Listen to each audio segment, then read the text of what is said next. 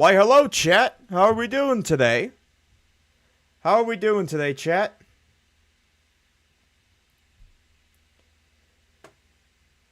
Welcome in, welcome in. I'm giving you some time to get in here. But, got...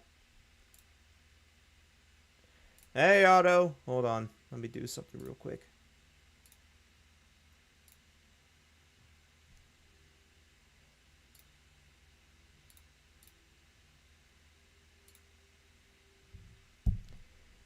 Doing great. That's good. That's good.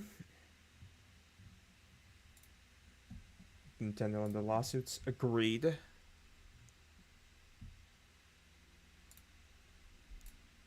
Agreed. We always fuck Nintendo. We always don't like Nintendo.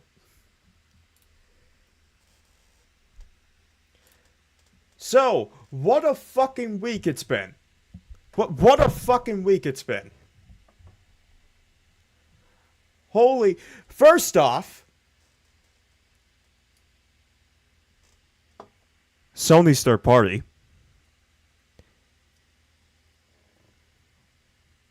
Sony's third party, it's insane. I'm doing well, Dragon. Thanks for asking.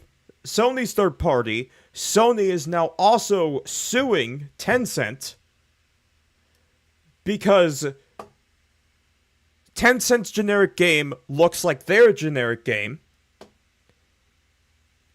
All the fanboys have been crashing out. Just the shit today, where now we have JTech TV copyright striking fellow creators. And the videos are 2 years old.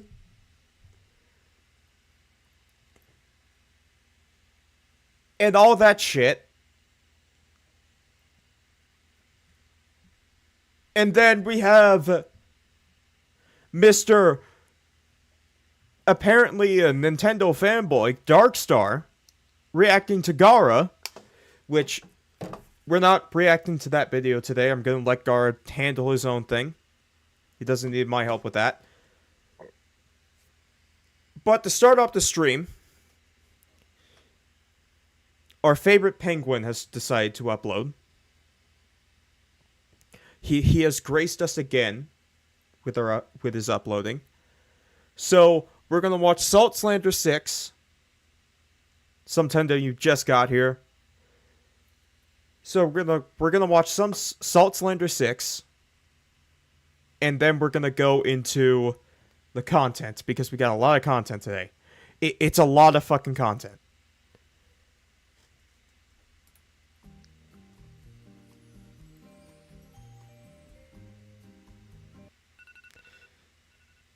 Why did you have to use my fucking alarm for this shit?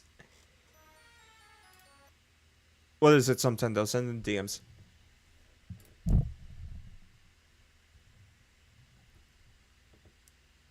If you have it.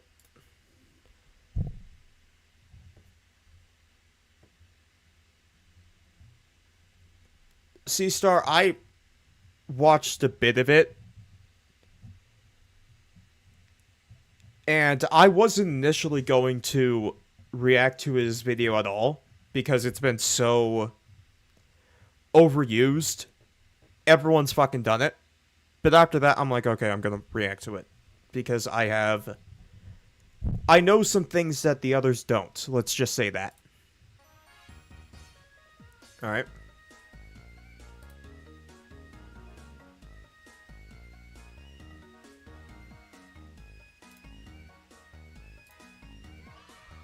Brought more memes. Of course you did.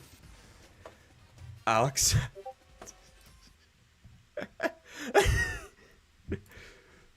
I have them all.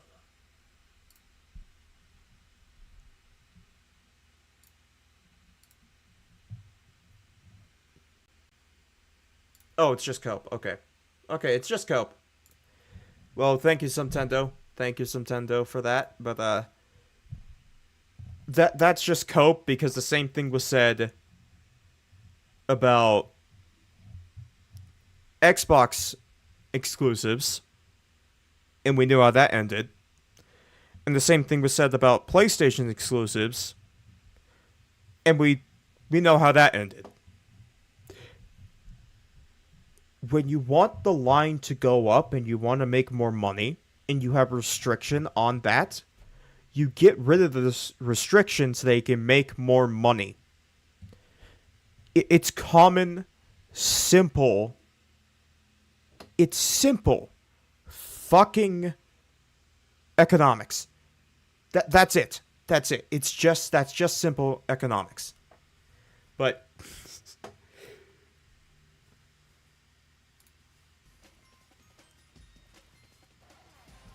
Gara fight.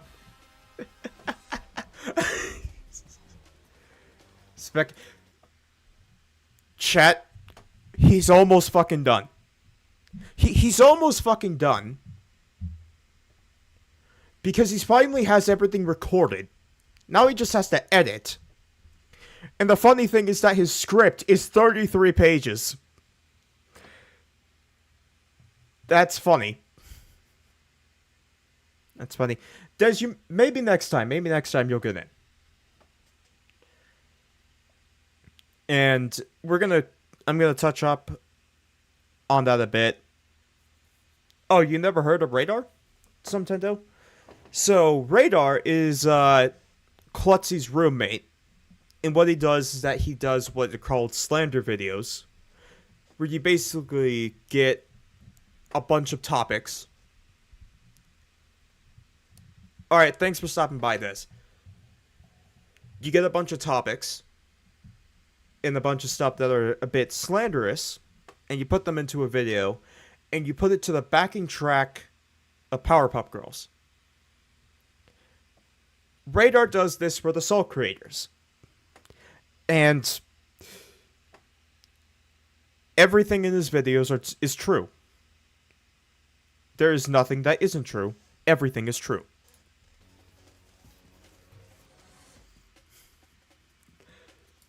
That motherfucker.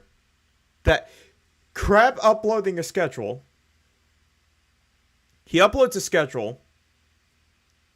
Then doesn't say anything and goes and plays fucking Death Stranding 2.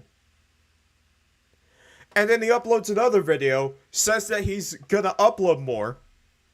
And he hasn't uploaded more. When the shit happened with fucking Sony going third party. No, Radar, they are all true. They are all true. None is not true, but they are all true. That's good, Red. How do you... He said that he was gonna make a fucking video on the fact that Sony's third party. Still hasn't. Said that on fucking Friday. He said that on Friday before Salt Shakers. Still hasn't. Still hasn't. The fucking crab. Holy, get this man to fucking work. Just disappears.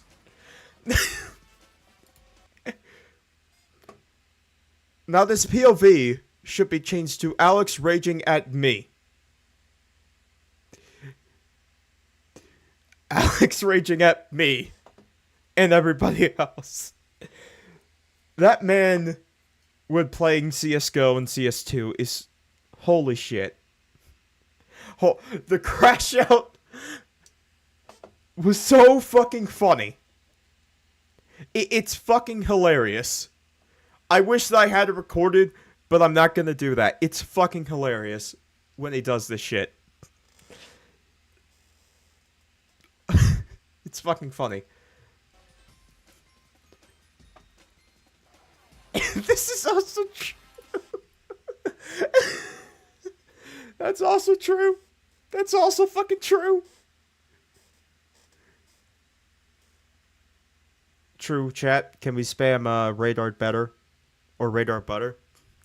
Everyone trying not to rage bait Alex. It's so easy. It's so fucking easy. Because you can just not pick the right gun. And he will fucking go insane.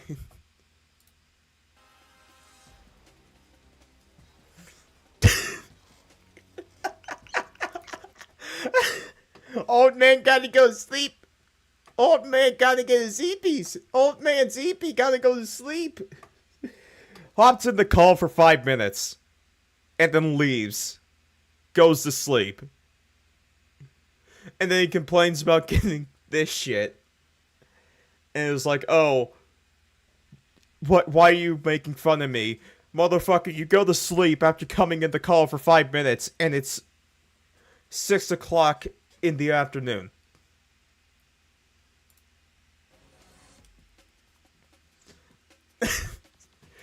That is... Radar, you have to admit that once you and Klutzy move in again, that's gonna be both of you. That's gonna be both of you. Especially when Klutzy pulls out the body pillow. When he pulls out the body pillow, that's gonna be the fucking reaction.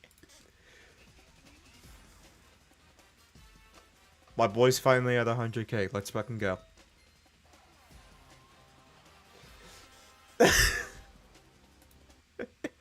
This is also fucking true. Because Klutzy will upload a video, and then come in, and then we're wondering, oh, will he stream? And I'll ask him. And he'll say, no, I have nothing to cover. I have nothing to cover because I've already fucking covered it. Now he actually has shit to cover. Because holy shit, we have everything, but he's also on vacation, so I don't believe that there will be a stream this week. There's going to be a bunch of videos because JTech decided to... He decided to do a bad.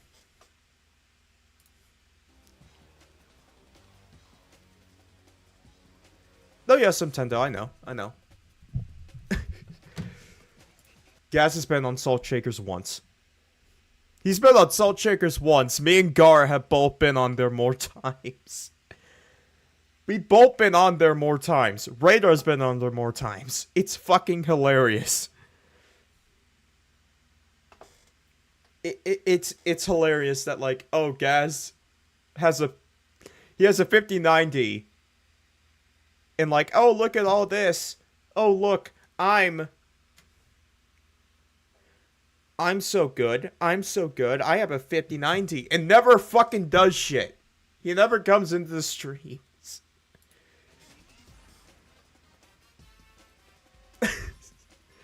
True.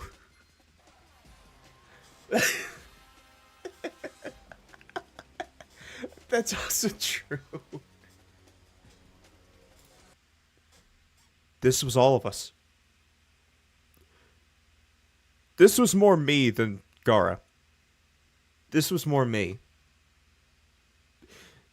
Because I have all of them. And they're all equipped. And I have now become a Psylocke main. Because of that fucking skin.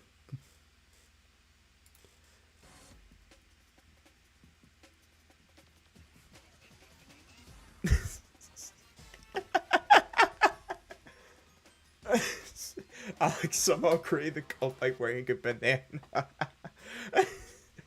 No, it first started by him being bald.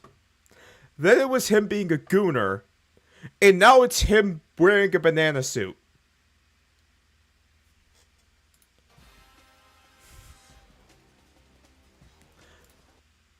This is also fucking true. Because every time that I play any game, any fucking game, any game, you can literally toss a coin and my computer will just be like, yeah, no, fuck you. Yeah, no, fuck you. In the middle of the game, fuck you. Literally, I'll be able to be playing CSGO, like an entire comp match of CSGO, completely fine. The minute the match stops, yeah, just fuck you. Just fuck you, just shut it off. I saw a fucking pre-built for $1,000 as a 5060, and I'm like, at this point, that would be much better than the current setup that I have.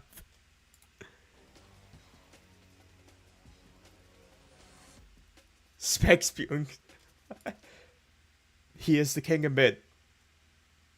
It's fucking true, chat. It's fucking true.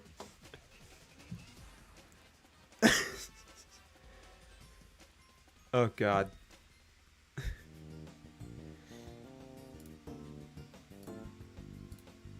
We love the Penguin Man here. We love Radar here. We love Radar here. Go show him some love. Go sub to him. Go show him some love. Go show the Penguin Man some love. I swear to God, Maxlore, if I open up Discord and there's a horse girl meme about me, sub to my boy. He deserves it. Swear to God, if I open up Discord, Jesus. I look in Gara's server for 5 minutes and Jesus fucking Christ. Swear to God, if I there is nothing. There's nothing at the moment. Alright. Alright. Alright, so before we get into these two fucks.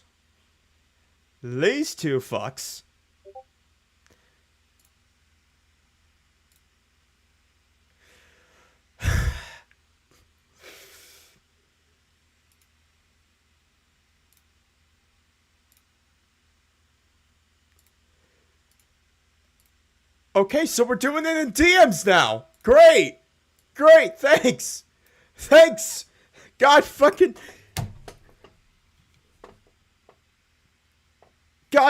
damn it. I can never. This is how Gara feels. This is how fucking Gara feels. I literally say once, this character is hot besides the fact that this character is a horse girl. And now I like horse girls. And apparently, because I have short hair, I'm fucking bald. Alright. So first, chat. It's time for Darkstar. I wasn't going to cover this fucker. And then he decided, you know what? I'm gonna go after... God damn it. Fucking hell. I'm gonna go after not only Gara, but also Angry Vigilante. And I'm gonna let those two handle their battles on their own. Because they don't need my help. For now, Maxlore, for now. I'm still...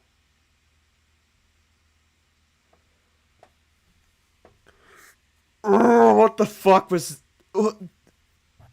What next blast? Get in bed with a thick horse girl. He's gonna have a good...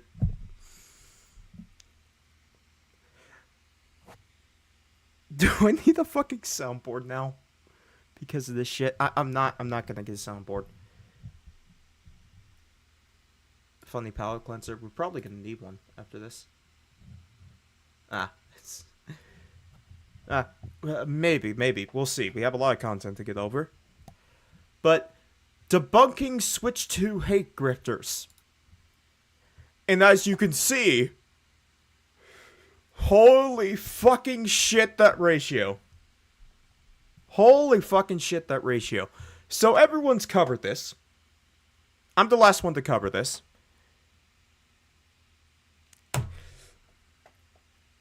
So, I know some things about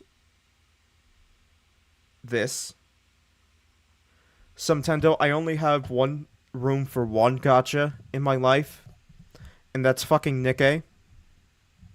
So no, I'm not playing the Horse Girl game. I'm not playing the Horse Girl game. I swear to God, if one of you fucks donates to get me to play the Horse Girl game, I'm going to fucking riot. I know some things about this video.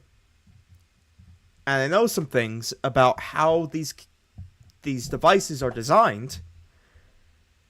So I can actually give some fucking points. Ladies and gentlemen, there are still people in the gaming space, whether it be for monetary gains or because they think they're fighting for some cause. Or it's because the Switch 2 is a mid product that is being overhyped And we are trying to say, hey, maybe instead of buying this, there are other options, like, Steam Deck at $400. You can get a $400 PC. You can get a PS5 Slim. That's $450. Quest 3S. That's $300. That's $300. You can get those. You can get a Switch just by itself. A Switch and a Switch Lite for the cost of the new console. You can get a Switch Lite and a Quest 3. You can get a Series S. There are a lot of options that are, in my opinion, better than the Switch 2. Because at the moment, the Switch 2 doesn't have enough compelling software for it. Because simply put, the main thing you're going to be playing on this thing right now is Donkey Kong Bonanza. That's it. That's it. If you want Switch 2 exclusive software, that's all you're going to be playing. That's all. To save the video game industry that have a disease that I like to call Nintendo Switch 2 derangement syndrome. No. What it's called is people actually having valid criticisms and being mad at a company that specifically is doing anti-consumer practices that people don't like and are calling them out for it. That does not mean that they have Switch 2 derangement syndrome. That means that they don't like the fucking product and are voicing that. Someone like Fratanga Plays, he doesn't have Switch 2 derangement syndrome. What he has is that he doesn't like the product, and he's voicing the fact that he doesn't like it. I voiced the problems I had with the product. I voiced the problems I had with the people gassing up the product. That's what I'm doing right now. And I have to debunk you because you are factually incorrect in this video. And this syndrome revolves around 3 talking points that are constantly spammed in any comment section saying anything about the Nintendo Switch 2, even if it's just an okay thing. Like, I made a review on the Nintendo Switch 2, and I said it's a great product, and it has flaws. It's not perfect. There's positives. It's a 7 out of 10, chat. Spoilers for the Switch 2 review. Number score 7 out of 10. There are some things that it does very, very well, and there are other things that it just does not do well. It just does not do well. My main problem with the fucking Switch 1 was the ergonomics. I hate the fucking stick placement on the Switch 1. I hate the fact that it's a flat back. I hate the fact that there's nothing to grip on. Switch 2's the same fucking thing, and they didn't improve it, and it's fucking $150 more than the Switch 1. That's a fucking problem. The battery's a fucking problem. The lack of software is a problem. The screen is a problem. The fact that the CPU is such a piece of shit that it holds back Donkey Kong Bonanza from running smoothly is a problem. Just because you like the Switch 2, and just because you think that the Switch 2 is good, doesn't mean that everyone that's complaining about it is fucking gripting. They have valid complaints, valid problems. And the problem with you and with your ilk, Darkstar, is that you think that those valid problems aren't valid. They aren't a problem. So you're gonna say that they are all gripting. There's negatives to it, like every product. But my comment section for some people was spammed with the same 3 tiring talking points that these people constantly talk about. So I'm going to... Alright, chat, I want you to guess. I want you to guess what 3 talking points that he's going to bring up. What are the 3 talking points that he's going to bring up? I want you to guess. I'm going to give you a couple seconds.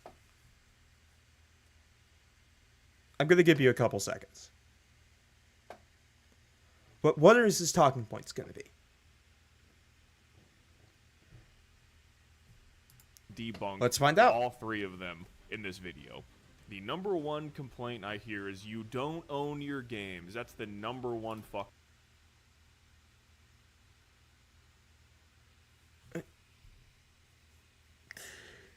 I've seen some fucked up things today. I've seen Nicola Photoshop himself kissing Cassie and Alex. And somehow this is worse.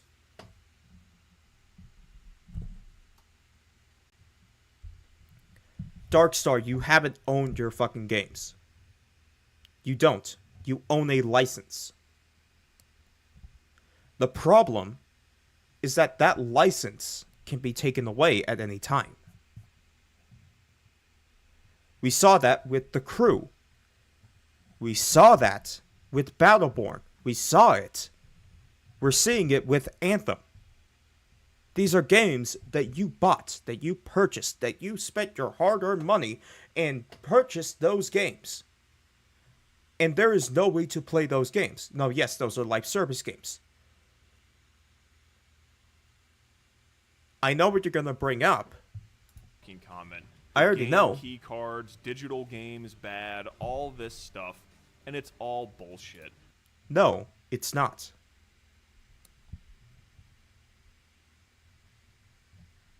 It's not. It's not bullshit. Now, yes, digital games being a license is still a problem that is partially on Steam, and you can point that problem to the other console makers. In my opinion, Xbox is doing this far worse because instead of actually providing their physical games, their first-party games, with physical copies, instead what you're getting is a download code in a box. That's worse. That's worse than fucking game keycards. Because at least with game keycards, you get one singular benefit.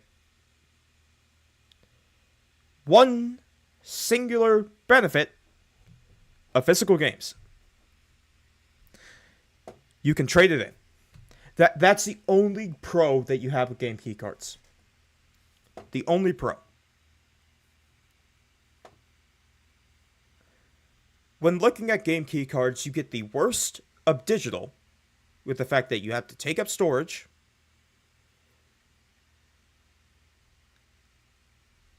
but also with the worst of physical, where you have to have the cartridge in the system, but you don't get the benefits of either. You don't get the benefits of digital with the fact that you can just start the games whenever without having to have a cartridge inserted, and you don't get the convenience of digital. But with physical, you don't get the space-saving benefits of physical. So with game keycards, you're getting the worst of both worlds and only having one pro over digital. That being that you can trade it in. And for most people, like myself, I don't trade in physical games. I don't. I keep my shit. Because that's who I am, and that's how I am. So, when I'm being told, hey, the main reason that I like physical is the fact that I get to save storage. With game keycards, I don't get that benefit. And I don't get the other benefit of digital. So it's worse in every regard. Number one, all of the Nintendo first-party games are fully on the cartridge. I know it's a crazy thing to think about, that Mario Kart World, Donkey Kong Bonanza, the upcoming Nintendo games, the Zelda re-releases, they're all fully on the cartridge. The Nintendo first-party games are fully on the cart. Now, Darkstar, I want you to tell me how many third-party games are fully on the cart. Go on. Tell me how many third-party games are fully on the cart. I can already tell you right now, it's 2. It's 2. You get... No, it's 3. You get 3. Cyberpunk 2077, Rune Factory, and fucking Tamagotchi. Those are the 3 that you get fully on the cart. And even then, with Rune Factory, you still get a problem with that, with the fact that you don't get the Switch 2 edition on the cart. The cartridge is basically just the Switch 1 cart in a red casing. That's all it is. And then there's code on that cart, which then tells the system to download the Switch 2 edition. So in reality, you really only have 1 to 2 third-party games at this moment that are fully on the cart. Shad, there hasn't been any second-party Nintendo games that have come out, to my knowledge, that we can point to.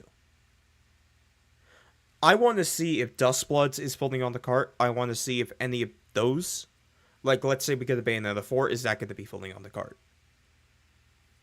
So this argument of, oh, the Nintendo games, they're fully on the cart. Yes, that's only 1/2 to the story. All Nintendo games, at least right now, for the foreseeable future, will be fully on the cart.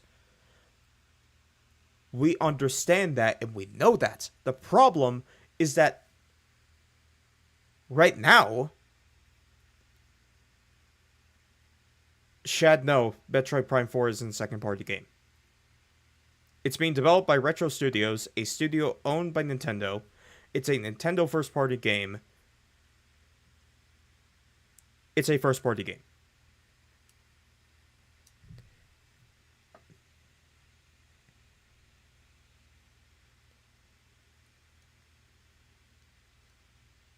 But when you're trying to use this as a argument to say, oh look, the console manufacturer is putting all their games on the cart.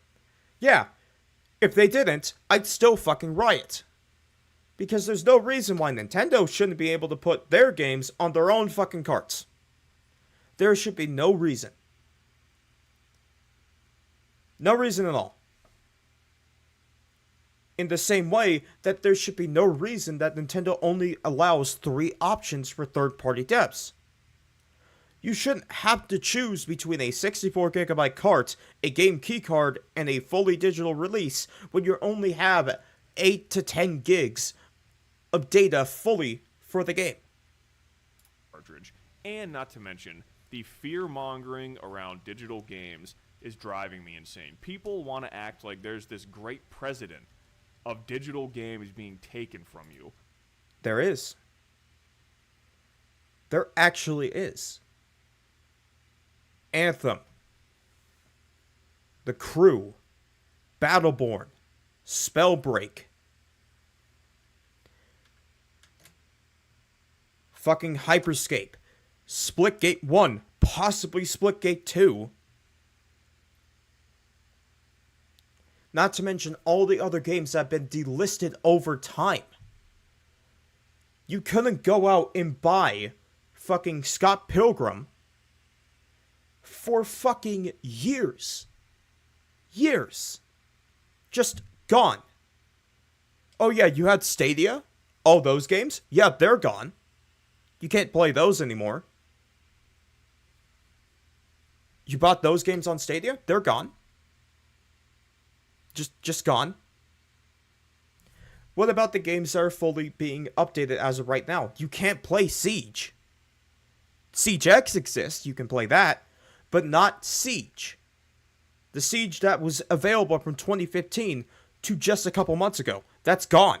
You can't play that anymore. You can't play Warzone. There is a precedent for games being taken away from you. The difference is that you're trying to use this as like, oh, the storefronts, they're not going to take away their games. They're not going to take away my games. I've seen it happen. I've seen it with my own eyes. I use Stadia. I played on Stadia. All those games I bought on Stadia, they're gone. Gone. All the save files, all the time, everything, just gone.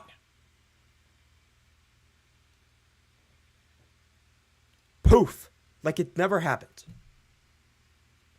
You can't sit around and say that this isn't a precedent. It's a precedent that's happened before. And it's a reasonable expectation to think and to believe that someone is worried that this will happen.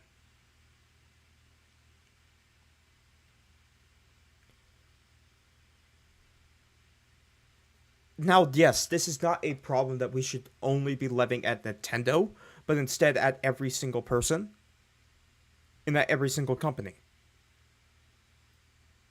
We should be levying at this at Sony, Microsoft, even Steam. We shouldn't be buying a license. We should be buying the game. I should own what I buy. Simple as that. Concord, Nintendo, and that's gone. You can never play that again. Chaos, yes. Cybertron. The Cybertron games are delisted. You can never buy them. You can't play their onlines anymore.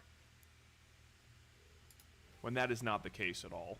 I still have access to every single digital title I've purchased from the start of digital titles being sold on consoles. I still have access to my Wii library. You have access. Digital library. I have access to my Wii U digital library. You have access. I have access to my Xbox 360 and PS3 digital games that I...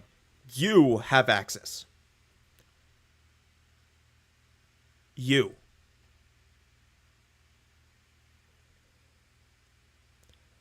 There's a difference between someone having access and me being able to go up, fire up my Wii U, and buy these games. I bought a Wii U recently. I owned a Wii U when it came out. I bought a Wii U recently because I wanted to play some of the games. The eShops closed. And because of how the account systems worked back then, I can't link my account to my new Wii U. So that means that all of those games, they're gone. You sell your Wii U, don't actually remove your account from it, don't remove your account from your 3DS, you can't re-sign in. You can't add that account to that new system that you bought 20 years down the line because, oh, I want to show my kid what I played as a kid. You can't. Because of how the account systems worked on that. And there's same thing with the fucking Wii.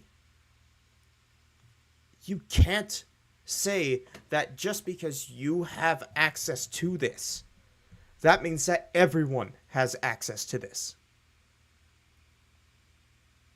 Tell someone that hasn't had a Wii for 20 years, that bought a Wii in 2006, 2007, that bought a couple games on the eShop, on the Wii Shop channel, that, hey,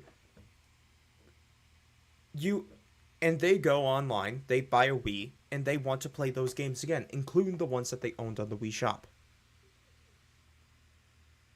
They can't. Because of how the account system was made. Because of how the account system worked. Just because you have access to them doesn't mean that everyone does.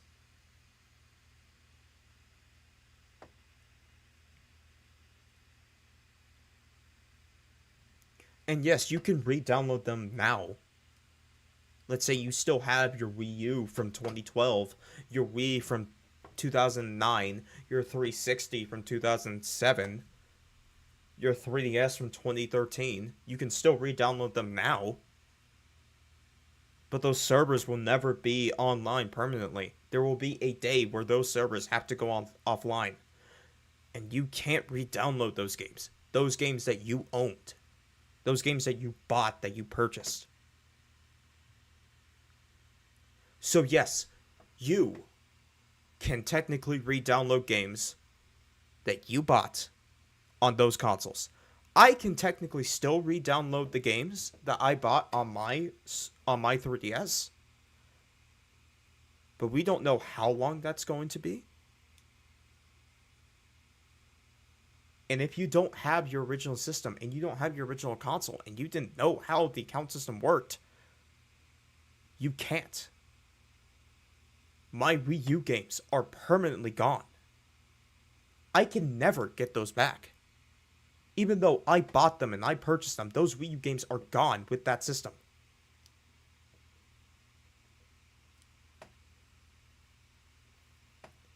You say this shit believing it. When I've seen firsthand, and I've witnessed firsthand, the actual consequences of digital ownership. The actual consequences of all of this.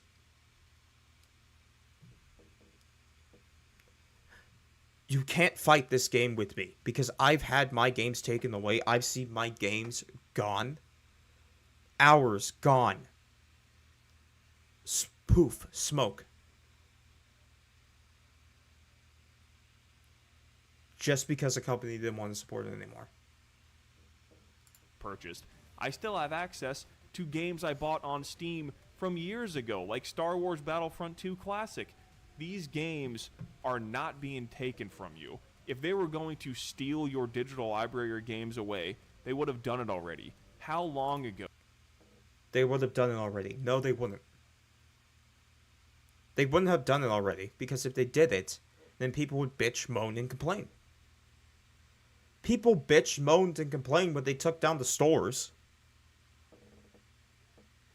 But for some of these things, like the 360 stores and the 360 servers, they have to keep those up. Because you can re-download 360 games on the Xbox One, on the Series S. And they have to have that service and those servers still up so that that functionality can take place. And true, Shad, because of the way that the Wii U was designed, the RAM is a piece of shit, so the things can just not work if you don't have it plugged in for a year. Don't have it plugged in for a long time. Most people don't. Most people don't have these systems perpetually on power, just waiting to be played. I go back to this point. Just because you have access to them doesn't mean that everybody does. Just because you knew how the account system worked, just because you kept your consoles, just because you believe this doesn't mean that it's true, doesn't mean that it's right. Doesn't mean that you can use this to defend itself.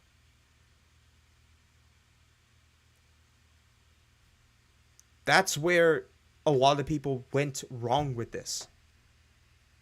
I've seen this firsthand. I understand it. I've known. And also, Shad, true, they were going to take away access to the fucking PS3, PS Vita, and PSP stores. They took down the PSP store, but the PS3 and Vita stores are still up. But for how long?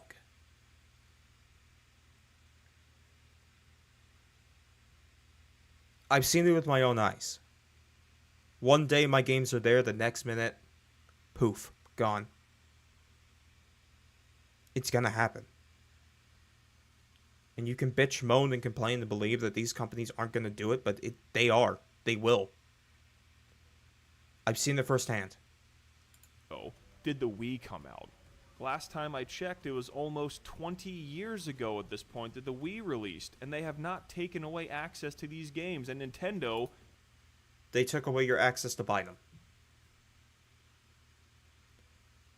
Chat, almost every single WiiWare game is now abandoned. Is now lost. There is no way to buy 99% of the WiiWare library. Think about that. Think about it. A library that was available 20 years ago, almost 99%. 99% of that library is gone. There is no modern way to play those games without sailing the high seas. Almost 40% of the Xbox 360's library is also gone. which means that there is no way to play those games without using an emulator or having a hacked Xbox 360 or not even already owning them. Think about that. Almost half of the fucking Xbox 360's library is gone because they decided to gut the fucking servers.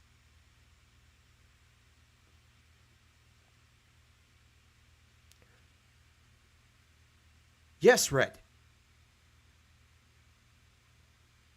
Just because you have access to these services and to these games doesn't mean that everybody does, Darkstar.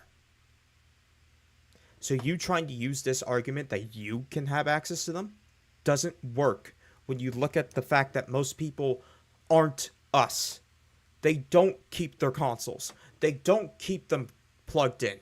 And they don't understand how the account systems work. And even then, for some services, it's just gone. Poof, gone. No more. Would be the first ones to do it, and they haven't done it because they're not going to. They would have done it already. This fear-mongering around the fact that you don't own your digital games, bro. Here's the thing. Must I go back to it? I played on Stadia. I bought games on Stadia, and every single one of those games are now gone. Every single one.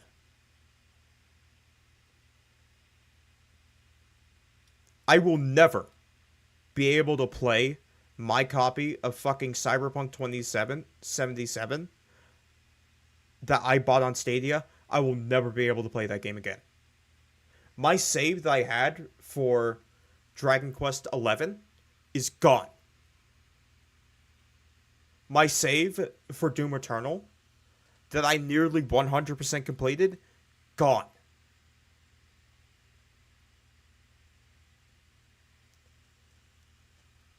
It will happen one day. That day is just not today. And if you're telling me that I'm fear-mongering, I've seen it with my own firsthand. And I've watched my games disappear in a matter of minutes. In a matter of seconds. I have the same access to all of my digital games as the Wall of Virginity people do. Like this. Hey, look, chat! It's KJN! It's KJN's fucking room! Look at that! Hey, ball bitch! You gonna come in here now? But the other thing is that this wall, these games right here, these PS1, PS2, PS3, PS4, PS5 games, you know what you can do with all these? You know what you can do? You can go to Walmart, you can buy a $30 disc burner, and you can burn every single one of these as ISOs and keep them on a hard drive or SSD. You can do that with every single one of these games. But because of how the consoles are made and how they function, you can't do that with a fucking PS3, PS4, or PS5. You can't just put a stick in it, put the game on there, and now it's there. Because that's not how they fucking work. Photo right here. He has his whole fucking PS3 library. I have all of my PS3 library. The only difference is mine isn't collecting dust on a shelf. And the funny thing is, I'll probably have access to my digital library longer than he does his physical games. Probably not. I'm just saying. Because once again, you're forgetting that I can take a fucking $30 Blu-ray DVD burner, rip these, and put them on a hard drive. You can't do that with a fucking PS3 if it's not hacked. And even if you hack it, you can't access the fucking store. You can't access the fucking storefronts. So that means that those digital games, if you don't download them and those servers are gone, they're gone. At least with these, when the discs rot, I was smart and burned them, I'll still have access to them. So once again, you're trying to use this comparison of, oh, look at this. I have access to my digital games. I still have access to my digital games, but you're not thinking of everything.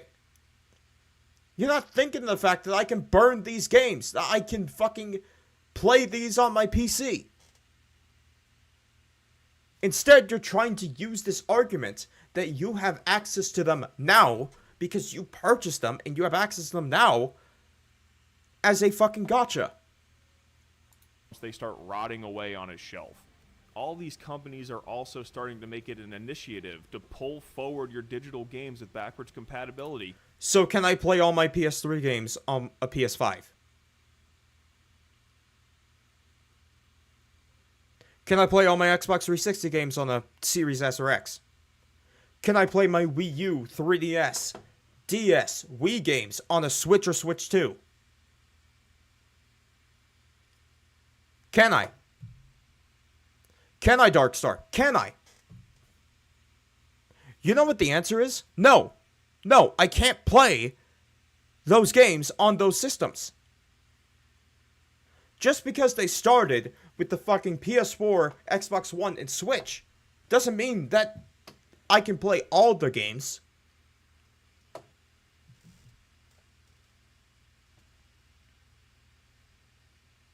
Just because of that. You mentioned the PS3 earlier, and you say this right after, yet I still can't play Metal Gear Solid 4 on a fucking PS5. I still can't play Xenogears on a fucking PS5. I still can't play fucking Jet Set Radio Future on a fucking Series S or X. I still cannot play Pokemon Black 2, White 2, X, Y, Omega Ruby, Alpha Sapphire, Sun, Moon, Ultra Sun, Ultra Moon, fucking Platinum, all of them on a fucking Switch or Switch 2.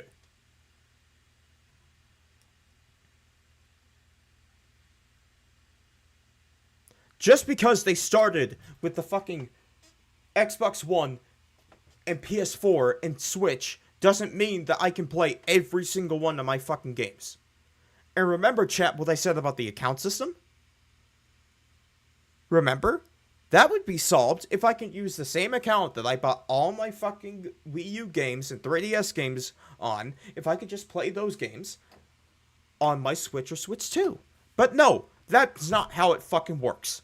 I'll give a shout out to Xbox. They're the best at doing it right now, where all of your games from your older generations come with you to the next console. So I can play Jet Set Radio Future on a Series S or X. So I can do that, right, Darkstar? Right. Right. I can do that.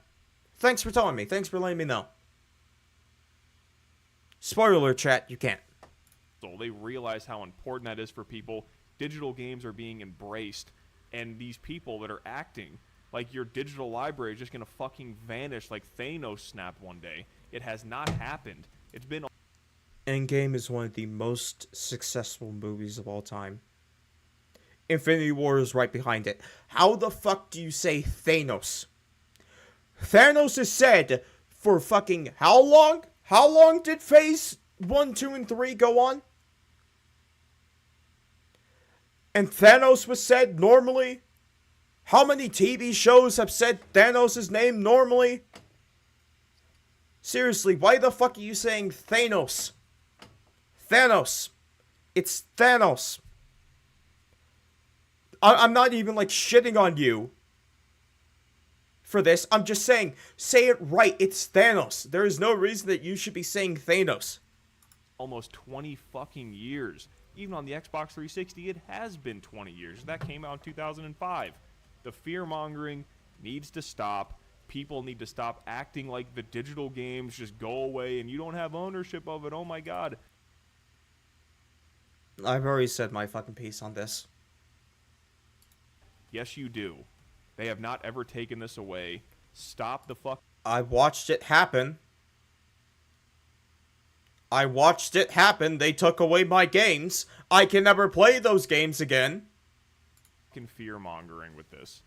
Number 2, the MIG switch and bricking of Switch 2s. I swear to God, the amount of times I hear that Nintendo can just brick your console. Oh my god. They can. It's in the EULA. They can brick your console if they believe that you are doing something that isn't sanctioned. It's in the fucking EULA. You can go and read it. It's in the EULA. They have the right to do it. The problem is that so does fucking Xbox and Sony.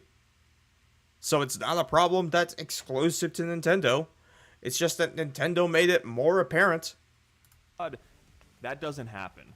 99% of people that just use their Switch 2 the right way, you're not going to get your fucking system bricked. People that are using MIG switches that want to pretend like everyone is legally dumping their ISO files. Okay, Darkstar. So what about the people that are getting banned for, let's say, having a name that isn't sanctioned by Nintendo, using third-party accessories, playing used games? What about them? Oh, and I like how you say, oh, every single person that uses the MIG switch, they pirate. So what about the guy that got banned for just plugging a MIG switch in to his Switch 2? What about Quinn from Snazzy Labs, who had all of his games were backups? Or how about the fact that you do not know that the MIG switch was designed expressly to combat piracy? When the MIG switch was being designed, all the ROMs that were on ROM sites for the Nintendo Switch only include the ROM. They only had the game file. The MIG switch required that you had not only the cartridge ID, but also the user ID. They designed it expressly to be used as a backup solution. They designed it in a way that the hackers and the pirates and the fucking sites at the time that the ROMs people were using could not be used. Then hackers and pirates, as they always do, learned about this and adapted.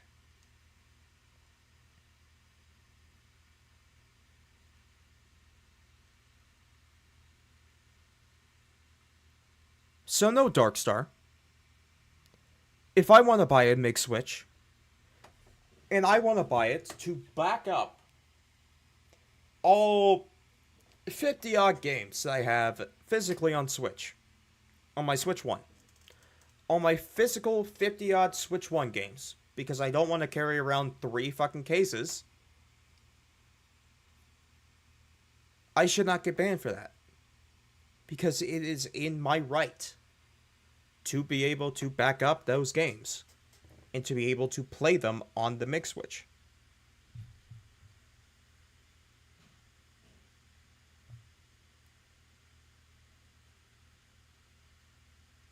That's just how it is.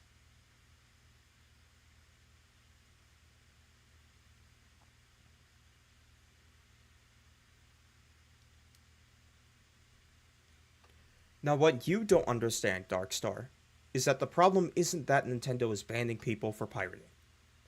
That is completely in their right and is in the EULA that has been signed. The problem is that they are indiscriminately going after anybody that uses a MIG switch, that uses third-party accessories. Hell, they're even going after people that just use games. GameStop is now stopping acquisitions of used games because of they're in fear of this. because they don't want to get someone coming to them and telling them, hey, the game that you sold me, it bricked my fucking console. The problem isn't that Nintendo's going after pirates. The problem is that Nintendo is basically glassing anybody that looks suspicious to them when they're doing things that are completely legal. If I were Nintendo, I would have it so that they would have to check and see if that ID was used on the system before. For example, if I wanted to use my copy, if I backed up my copy of Pokemon Legends Arceus, backed it up and was playing it on a Meg Switch, I should be able to use that, and Nintendo should be able to look at it and see, oh, so this ID has been used on this console before, so that means that this person has been backing it up. Okay, then it's fine. They can then check and see if the ID was used on multiple systems and say, okay, yeah, then we can ban that person.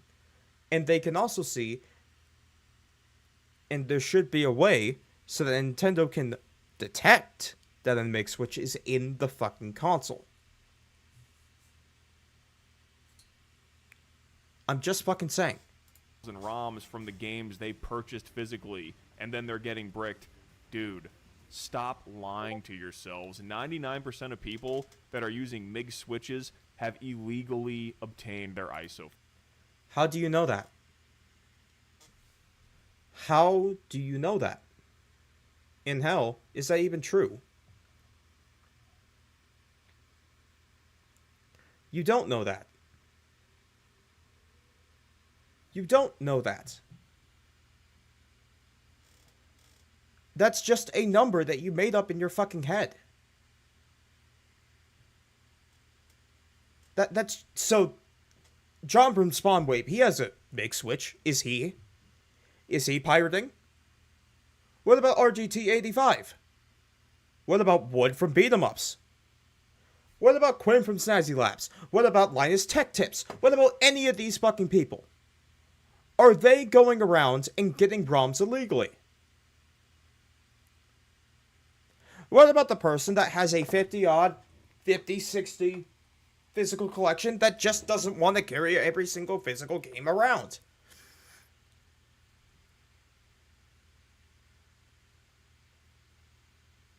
You can't throw out numbers and throw out statistics without expecting people to understand and know what the fuck you're talking about. You can't do that. You're just throwing around statistics and numbers expecting people to believe you. And frankly, I don't. Files. They're not dumping their own physical copies of games you own. But again, no one wants to look in the mirror and blame themselves for the Why would... Oh, fucking... current situation they're in. If you didn't illegally download games from the start, you wouldn't be in this situation where these safeguards would have to be in place. No. The problem is that Nintendo is so fucking trigger happy and is so concerned about piracy that they are hurting their own consumers and their own customers that purchase everything legally.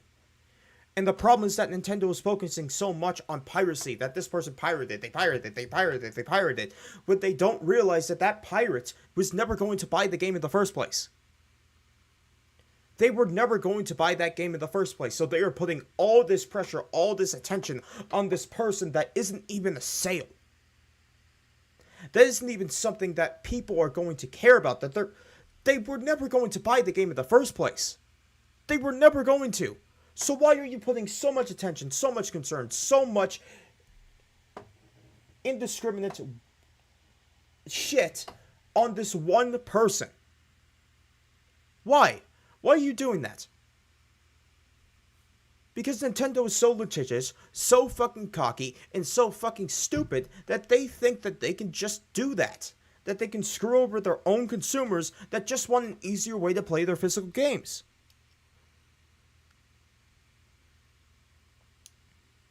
The problem isn't the pirates, the problem is that Nintendo is basically being stupid and being so fucking zoomed in and scoped in on fucking pirates that they are ignoring the consumers that are just normal.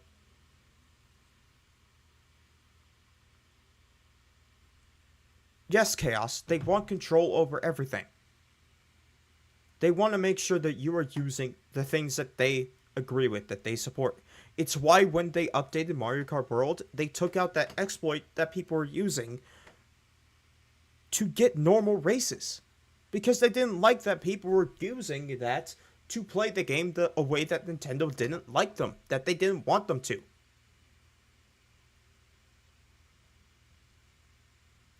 The problem isn't the pirates, the problem is Nintendo's philosophy that they just go after everything, everybody. There's no nuance to what they want to do. These aren't safeguards. This isn't Nintendo doing shit. There's no safeguards. There's no, like, structure.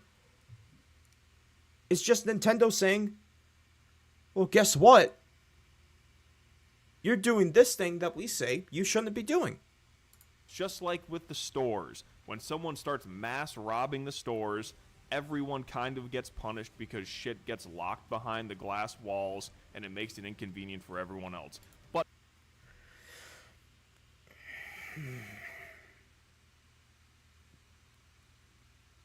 Darkstar? I have to watch that again. when someone starts mass robbing the stores, everyone kind of gets punished because No.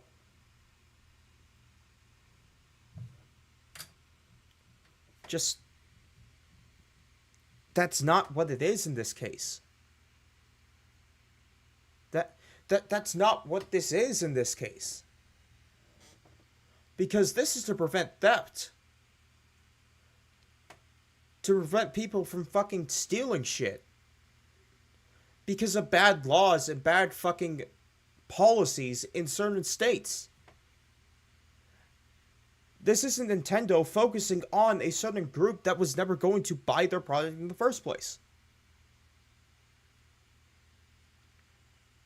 Just because both sound right doesn't mean that they're both comparable. Because one is legitimate theft and stealing, and people actively wanting and multiple times, and the other is Nintendo having this glass everything mentality when it comes to this shit. And even if there were no pirates, even if there were nothing like that, they would still do this. These safeguards aren't up to protect us. These safeguards aren't up because of pirates. These safeguards are up because Nintendo is so self-conscious about their product, about their games, that they don't want anybody to be able to do whatever the hell they want with it. shit gets locked behind the glass walls and it makes it inconvenient for everyone else. But in this case, most people don't use MIG switches, so it doesn't affect like 90% of people who own Switch 2s. And if you are someone who uses a MIG switch and legally backs up their game files on it and you're getting screwed over, you should be pissed off at the people who are doing it the wrong way. No. I should be pissed off at Nintendo for having a glass everything mentality. I should be pissed off at Nintendo for not having a nuanced take on this. To not have these safeguards in place to be able to determine if someone is actually using the MIG switch to play their backed up games or to pirate. Like I said, they could have a system in place where they have the ability to check and see if that ID was used on the Switch, was already used on that Switch. Which means that if that ID was already used on that Switch as a physical game, then they can say, oh, this person is using backed up ROMs. The minute that that person goes out and gets a ROM that isn't theirs, and that has been used on multiple switches and has been flagged for being used by pirates, then yes, they should be banned. Because once again, that's in Nintendo's right to ban them. Should be pissed at the people that constantly spam the "it's always morally right to steal Nintendo games." Because right now it is. Because Nintendo is being such anti-consumer douchebags that why would people not believe this? Nintendo is actively telling you, if you don't do things my way, the way that I like it, then it's not going to end well for you. It's not even just this. Look at Mario Kart World. They didn't like the way that people were playing the game, and they patched it out, and now people are leaving it in droves.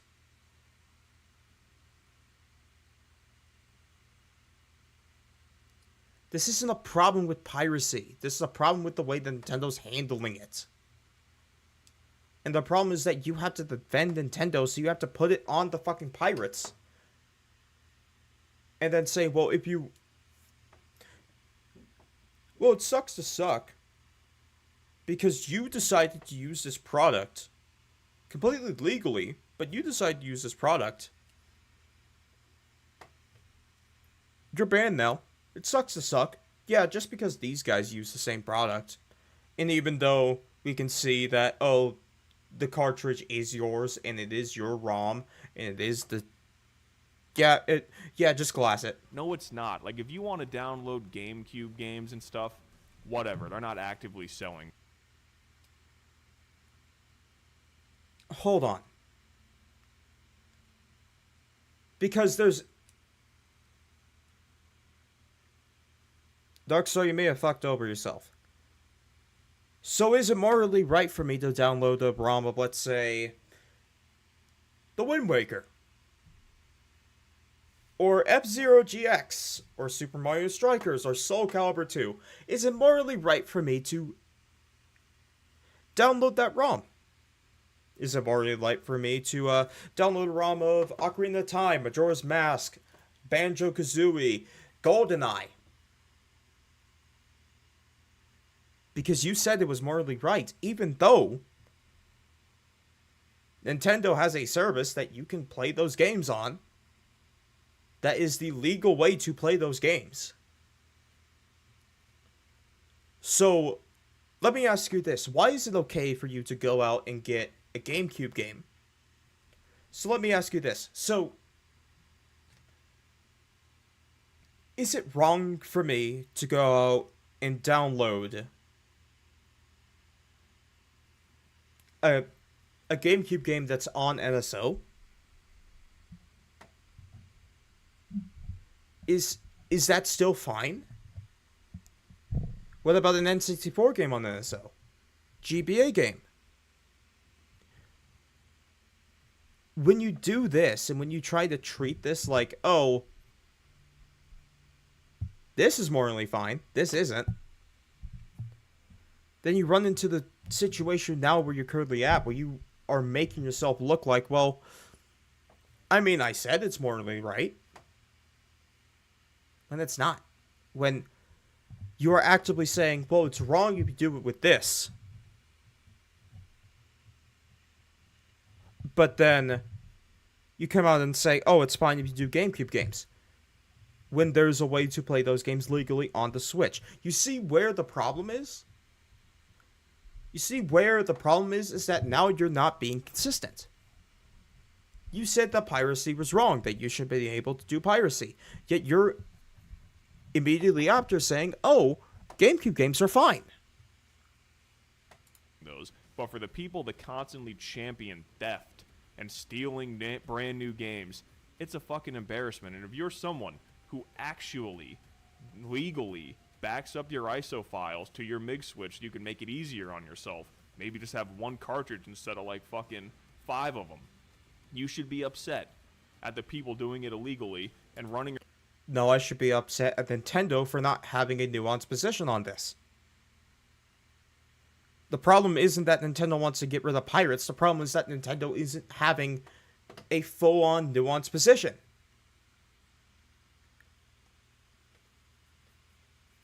Darkstar, you actively contradicted yourself earlier, because then you have to add in the fact of, oh, so what about the games on NSO?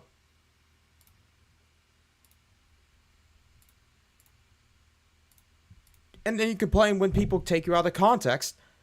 You're not going to do that with this, because this is a live stream, and this is your entire video. This is your entire video. There's You are not going to try and use the Hassan fucking... You're not going to try and use the Hassan argument of you took me out of context, because the entire context is here. Around championing it, like, oh, it's right to do it, acting like they're fucking Robin Hood or something. It's so fucking cringe, and you're taking an issue that 99% of Switch 2 owners will never run into and try. Then what about the people that were banned for not having the right username? That are banned for buying used games? Or hell, this could be a problem. What if Nintendo doesn't like it if you use a third-party replacement part for the Switch 2? Let's say Genki comes out with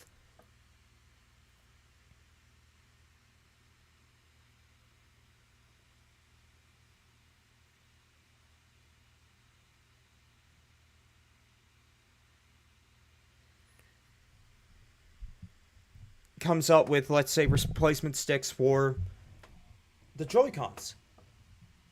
Comes up with replacement sticks for the Joy-Cons. So what's the problem then? Is there going to be a problem there? Are they going to start banning systems for not using the first-party, brand-new Switch 2 screen? Because there are companies that do that. Apple. They actively restrict features because you're not using a name brand screen. Because you're not using a name brand ID sensor. People that are trying to get things cheaper and going to third party and independent repair shops get fucked over because now they can't use Face ID. Trying to make it like it's a fucking mass market problem for people. Stop stealing games. Actually go out and purchase the games if you want them. If you don't, then just simply don't buy it. But stealing, it's not the answer. So number 3, $80 video games. I swear to God, there is not a debate that is more tiresome at this point than people still bitching about $80 games.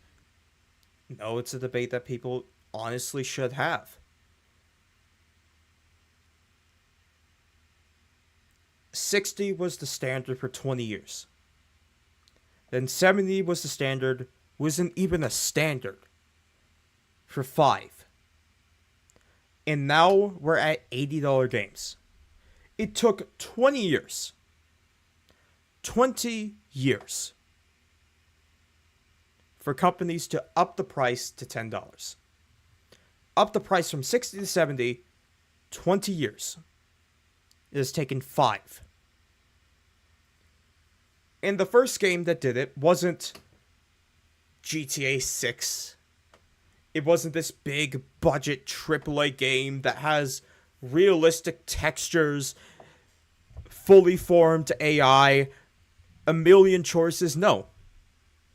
It was Mario Kart World. A game that a lot of people don't like. A game that a lot of people are taking issues with because of the gameplay. A game that I don't like, and I don't even think it's worth the $50 that you get for it with the bundle. But you know why they chose Mario Kart to be the first game? Why it's in the bundle? Because people are gonna fucking buy it anyways. 8 sold, what? Like 60, 70, 80 million units? So why the fuck wouldn't Nintendo say, oh yeah, that game? We can use that game to up the price.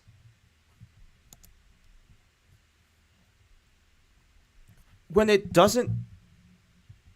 isn't even worth that price. And when they were taking away features that were in the previous game for 60. If you don't like the price of the game and don't think it's worth it, just don't fucking buy it, dude. It's really not that hard. You don't have to sit there and throw a temper tantrum about it. You're not changing the fucking world. No, the problem is that if I don't buy it, fucking 5 billion other people are going to buy it. And then Ubisoft's going to see that and say, oh yeah, we're going to do $80. Xbox is going to see that and say, we're going to do $80.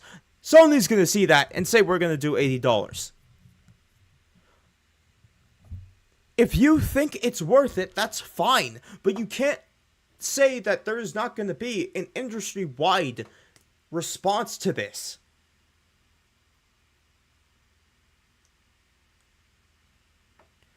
The industry-wide response has already happened, and it failed with Xbox walking back the price of $80 games.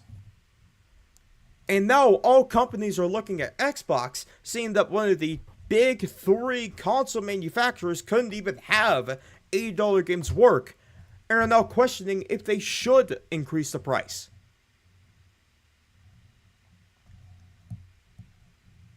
I'm sorry, but $80 for a video game is not worth it. It's not fucking worth it. It's just fucking video games, man. Like for me, Mario Kart World was worth $80, so I bought it. The Outer Worlds 2 does not look like it's worth $80 for me, so I'm just not going to buy it. I'm not going to throw a temper tantrum about it. It's just fucking video. Okay then. Alright, it's just video games, guys. It's just video games. It's not like any other industry is going to look at this and say, oh, look, we can raise prices now. It's not like every other industry is going to look at this and say, like, oh, yeah, they don't care. Yeah, they don't care. It's not like industries are looking at the video game industry, and it's not like the video game industry is the biggest entertainment industry. It's bigger than fucking movies, TV, and music combined. Not like that. It's not like video games are one of the biggest fucking industries in the entire world. Yeah. It's just video games, guys. It's just, video games don't matter, guys.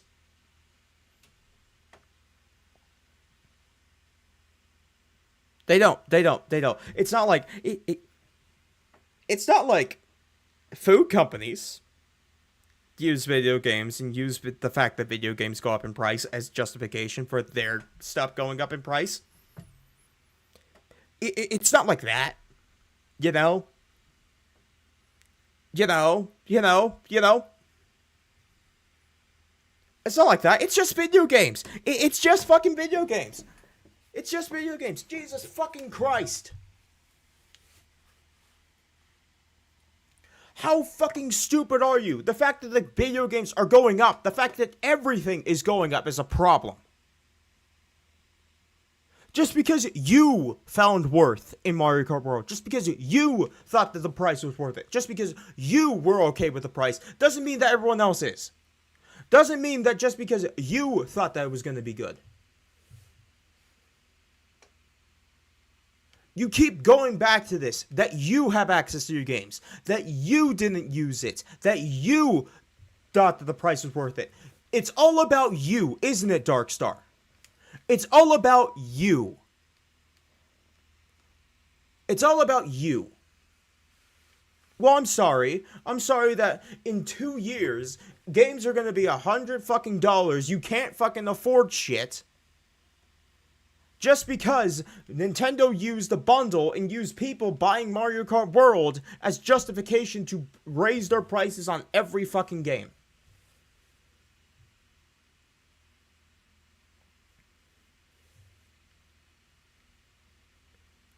Maybe instead of telling all of us to look in the mirror, because we may like to pirate games, maybe you should look in the mirror and look at the fact that that everything is supposed to be about you. Maybe, just maybe, think about that for 5 seconds. Think about that for 5 seconds. Maybe go back to your reaction to Joe's video, and how Joe, one of the nicest fucking Soul creators on the fucking planet, how you were antagonistic and called him names and insulted his fucking voice when he didn't do any of that shit to you. Maybe the problem isn't the people that you're complaining about. Maybe the problem is you. Huh? If you get pissed off at that, if you get pissed off at all of this, then maybe, just maybe, I'm right.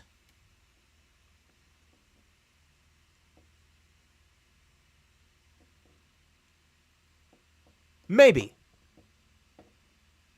Because from what it seems, and from my perspective, you're the problem. Not because you won't fight back against the evil corporation. Not because you think that $80 games are okay. None of that. None of that. None of that. It's because you think that you have to justify everything being catered towards you. That you, specifically having access to these things and being able to do these things is a justification that means that these aren't problems.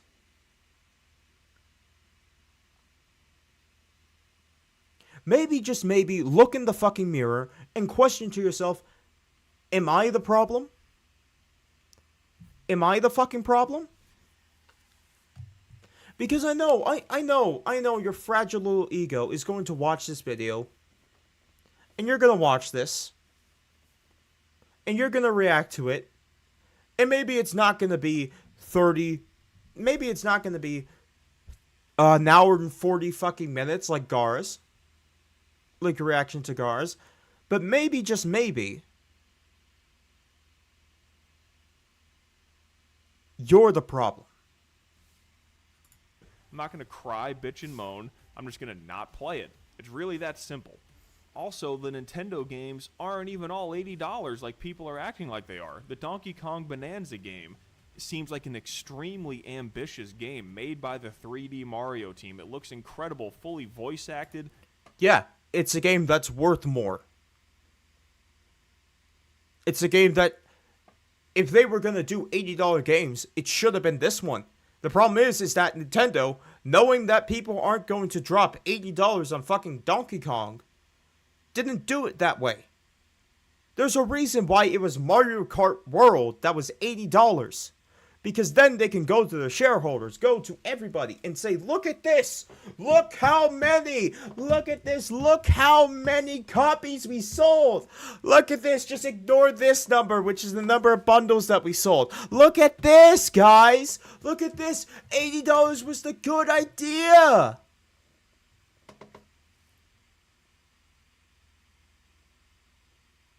They're doing it staggered because they want to do that. Because they want to get those numbers to justify having $80 games.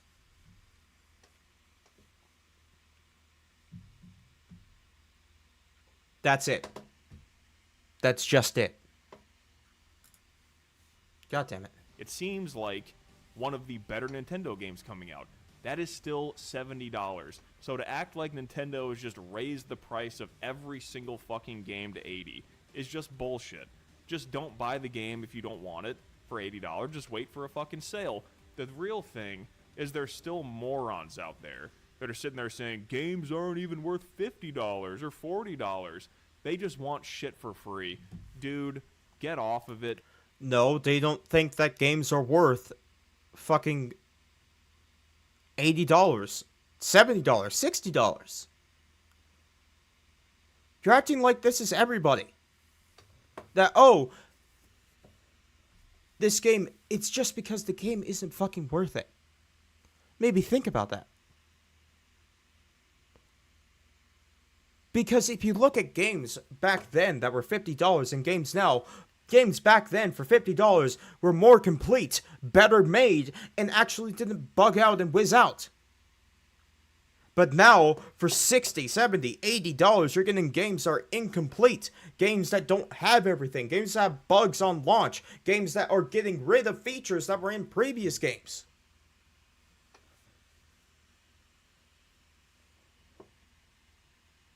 There's a reason why people are saying this. There's a reason why people think this. Simply put, it's because this is what it is. It's because when you look back on games from the early 360, PS2, PS3, GameCube, Wii, Xbox, all of them, they were better made and had more features and more content than the games that are coming out now for $60, $70, or $80. Those games were $50. They were fucking $50 and $60. There are games coming out right now that are well worth $50. Stop acting like games are all trash now. That's not the case. Stop acting like you're changing the world. Stop going on this fucking moral crusade you have over video games. Put this energy towards something that actually matters in your life, and maybe you won't have to worry about video games so much. So, entertainment doesn't matter. So getting a good value for your dollar doesn't matter.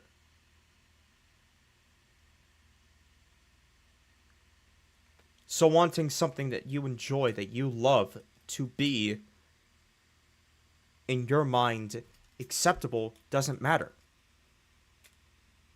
It does. The problem is that it doesn't matter to you. Darkstar, what you are doing right now is putting your own opinions, your own thoughts, and your own perception on everybody else. And acting like these are facts. That acting like that these are the real things. That these are right. That you are right. It's the fucking Hassan syndrome. It's the Hassan shit. Because you know what Hassan does? He does this exact shit. He acts like that he is right, that he knows all, makes up fucking shit, makes up fucking bullshit numbers, and then when you complain and when you call him out, you're being then you're the one taking him out of context. You're the one that's wrong. You're the grifter. You're the Reddit mod. You're this and that.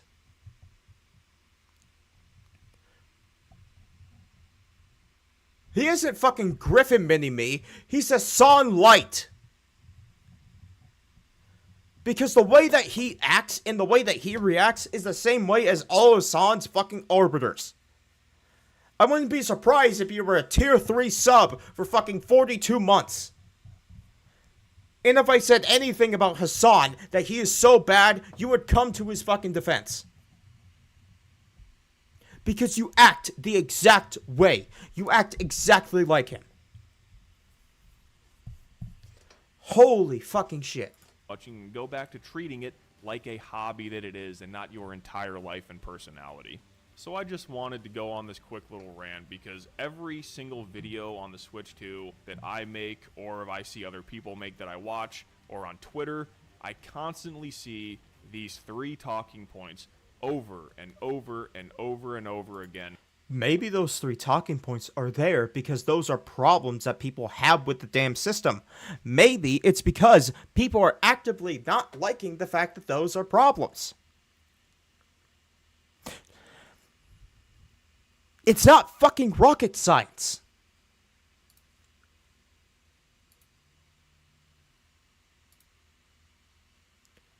Jesus fucking Christ.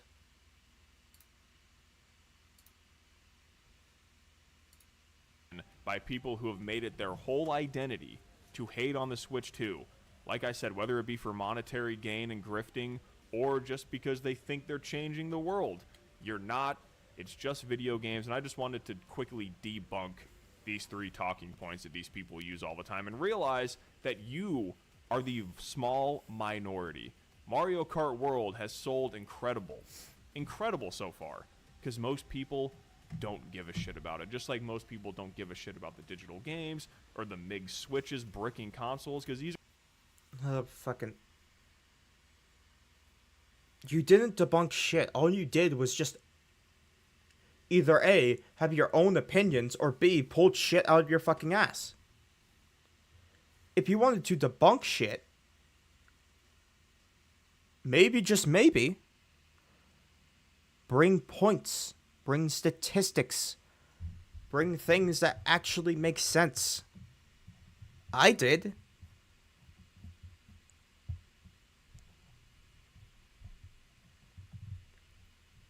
And then you complain about the criticism. Darkstar, the problem with your video and the problem with all your videos is that you try to debunk and you get all this shit. And yet you want to act like that you're this infallible god. Well, not... No. That's wrong. You want to act like that you're the smartest person in the room. That you're the most intelligent, that you know all. And then when someone rightfully calls you out and says, no, you're wrong, here's why, you then complain. You then take people out of context. And then you complain when people actively call you out. Now, yes, when you make Gar's video today, some people over-fucking reacted. I will give you that.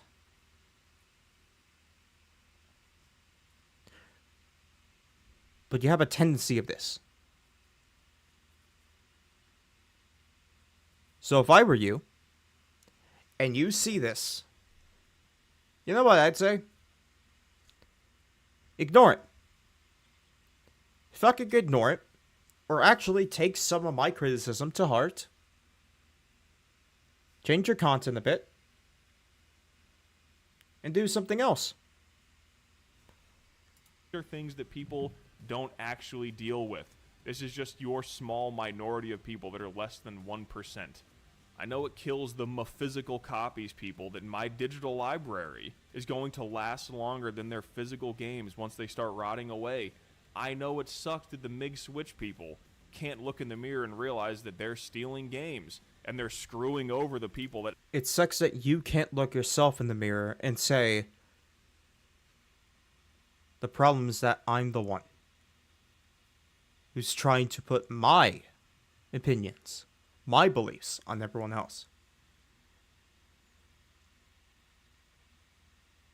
You can sit here and say it's everyone else.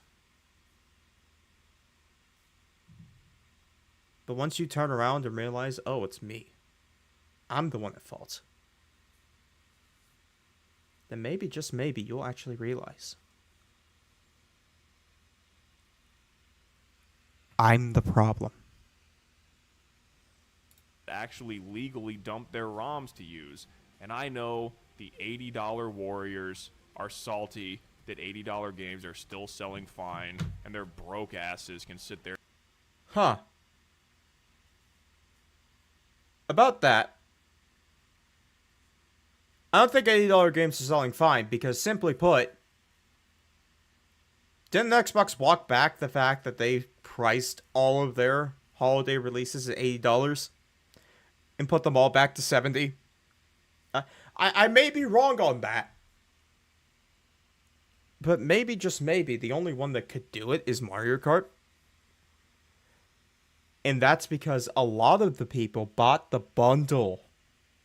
And the bundle was $50. Maybe that's why. And continue to bitch and moan and act like new video games aren't even worth $50. But let me know your thoughts in the comments below. I'd love to hear it. Thank you for watching, and until next video, guys, I'll see you. Hey, bitch, look at that.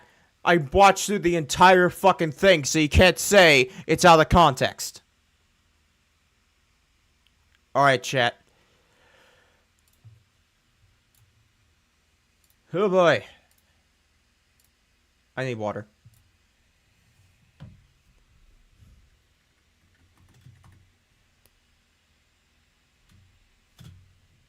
I need fucking water. Hold on.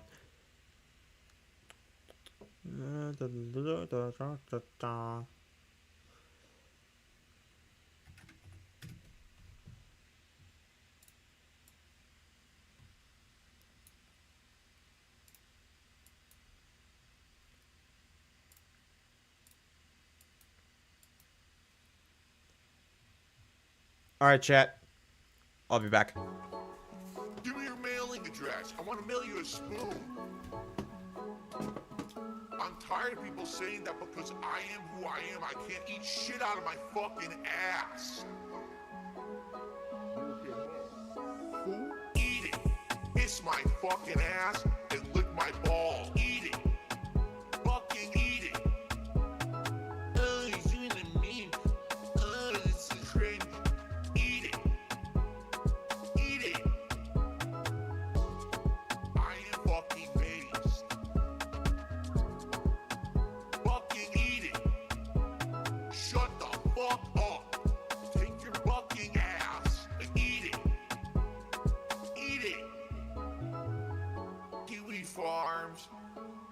gonna mail you a spoon on a daily fucking basis. Phil's a racist, Phil's a sexist, Phil's this, Phil's that. I am who I am. I am fucking based. Eat it. Kiss my fucking ass and lick my ball. Eat it. Fucking eat it. Oh, he's doing a meme. Oh, this is cringe. Eat it. Eat it. Eat it. I am fucking based. Eat it. Fucking eat it. Shut the fuck up. I am who I am. Eat it. Eat it. Eat it. Ooh, perfect timing, chat. Eat it. Fucking eat it. Oh, he's doing a meme. Oh, this is cringe. Eat it. Eat it.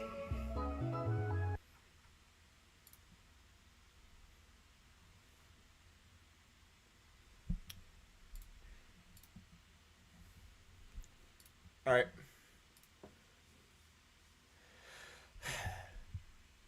We'll do this one quickly. Apparently, metaphor has been forgotten. I swear to God, if he brings up Xenoblade, I'm gonna fucking lose it. Let's take a trip down memory lane. Let's talk about what happened in 2024 when game journalists rallied and tried to tell us that Metaphor ReFantazio, the new Atlas RPG, was not only one of the best Atlas games ever produced, that it was one of the best-selling games ever made. That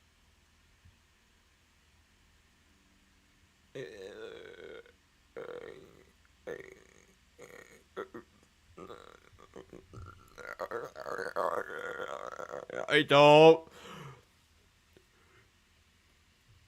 Harmon! Source Tournament didn't fucking happen! No, Nintendo, the reason I bring up Xenoblade is that he likes to use it for his stupid fucking points. Simply because, oh, look at this, Nintendo owns the IP, so it's good.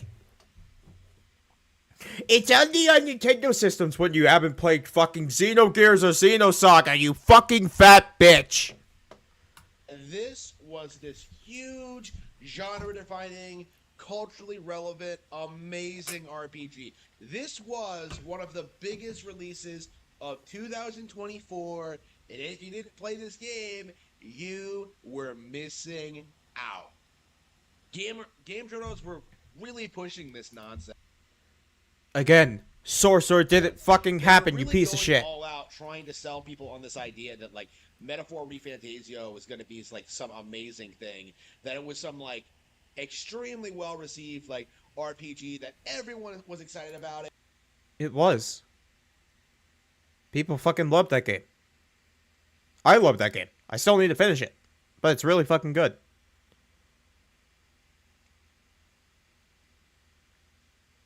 No, Nintendo, it's the reality of the situation is he's not a Xenoblade fan.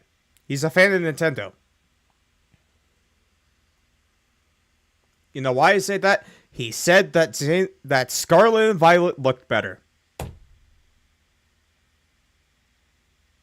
I'm not fucking joking. There's a video on the channel, and I go fucking insane. And yeah, a year later, nobody even remembers it came out. You know, like this was a game that did like. Harmon. In this year alone, we have gotten a remaster to one of the greatest RPGs ever made. One of the greatest RPGs ever made. Kingdom Come Deliverance 2.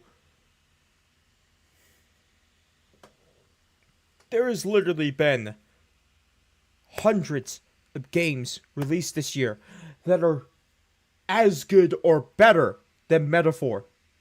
People haven't forgotten it because it's bad. People forgot it because look at everything else that released just in this year alone. People played Metaphor and there's like, Oh shit, look at Expedition 33. Kingdom Come Deliverance 2. Oh, look at that. It's Death Stranding 2, the new Kojima game. Hey, what's that? Oh, look at that. An entire new fucking console released.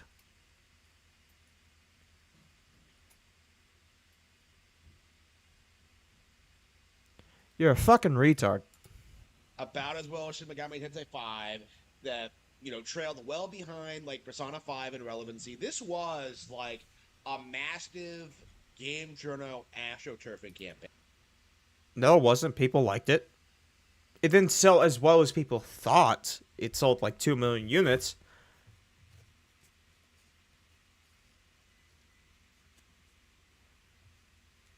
Otendo, he's never joking, and I'm not joking about the fact that he said that Scarlet and Violet look better than Xenoblade.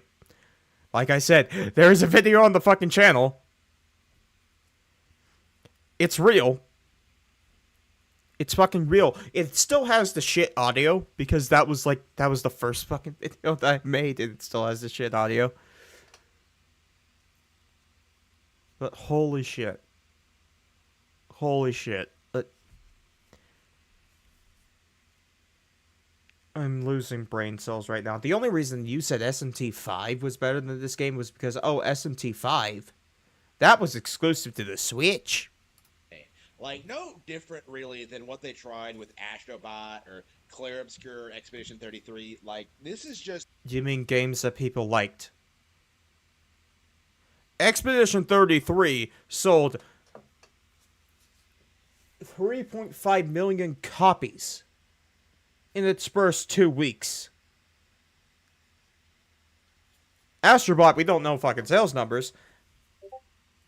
But it must have done well. Who's fucking tagging me?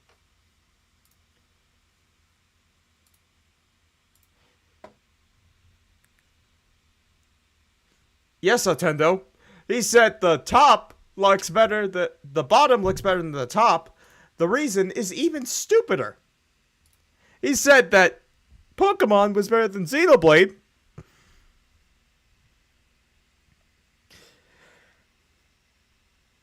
Because it had more iconic character designs. It had more iconic character designs.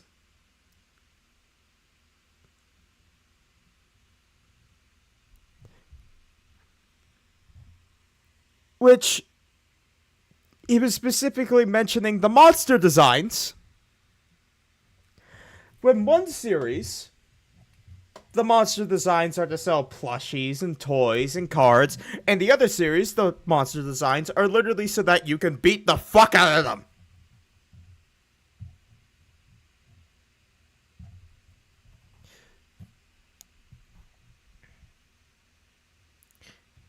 Yes, Otendo.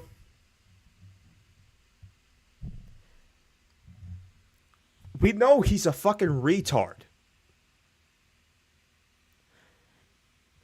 It's just more apparent when he says shit like that.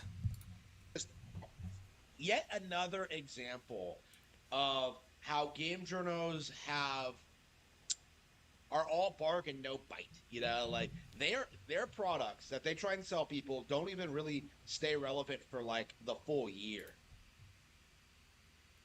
Expedition 33 is still being talked about now. It's still being loved now. There are still people playing it now. If you want to go even further than that, we can. We can go even further than that, chat.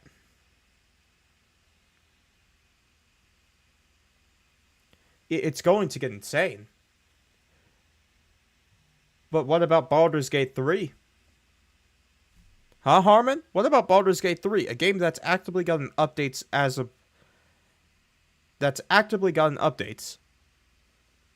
that people actively still like. That is still being talked about. What about that? Huh? What about that? What about that, Harmy? What about that? maybe a couple of months of relevancy until they get buried by some bigger release. Hey, look, it's the Chum Chalice. How these things go, because these games don't seem to cultivate like an actual dedicated following. They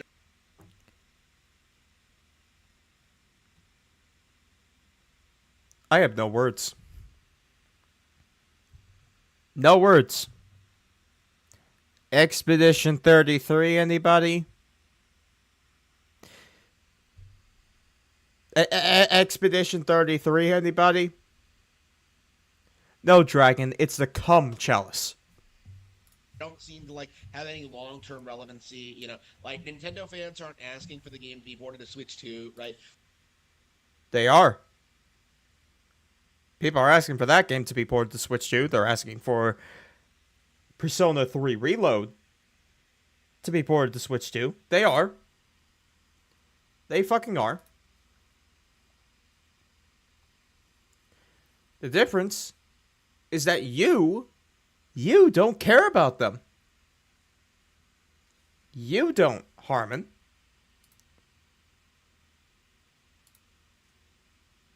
You don't care about them. Everyone else does. Like Metaphor ReFantazio is just like this RPG that came and went, even though it was hyped up as being one of the all-time greats. Tendo, the reason I call it that is because Power calls it that. I literally got that term from Power. If you want anybody to blame, blame him. Because he's the guy that started the Cum Chalice trend. Like, it really was last year's version of Expedition 33. The same exact mentality, the same exact behavior, the same exact, culture, right? These people do not play RPGs. And Harmon, you fell asleep. You fell asleep playing an RPG. You have no room to fucking talk.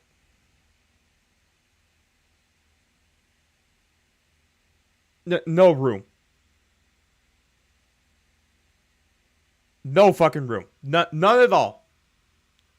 None at all.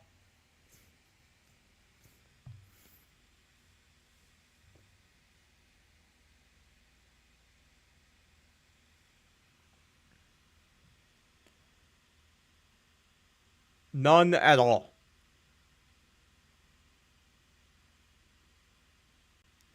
Jesus Christ.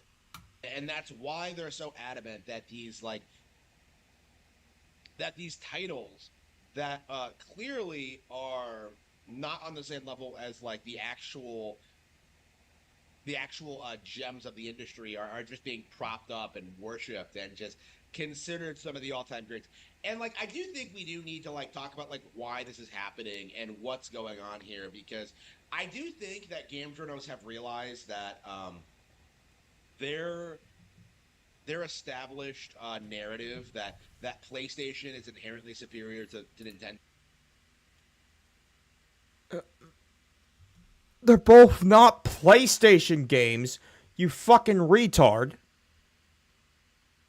One's an Atlas game, the other's fucking an indie game, and both of them, the marketing rights for fucking Xboxes. Where does PlayStation come into this? No, and that there are all these third-party games that are coming out.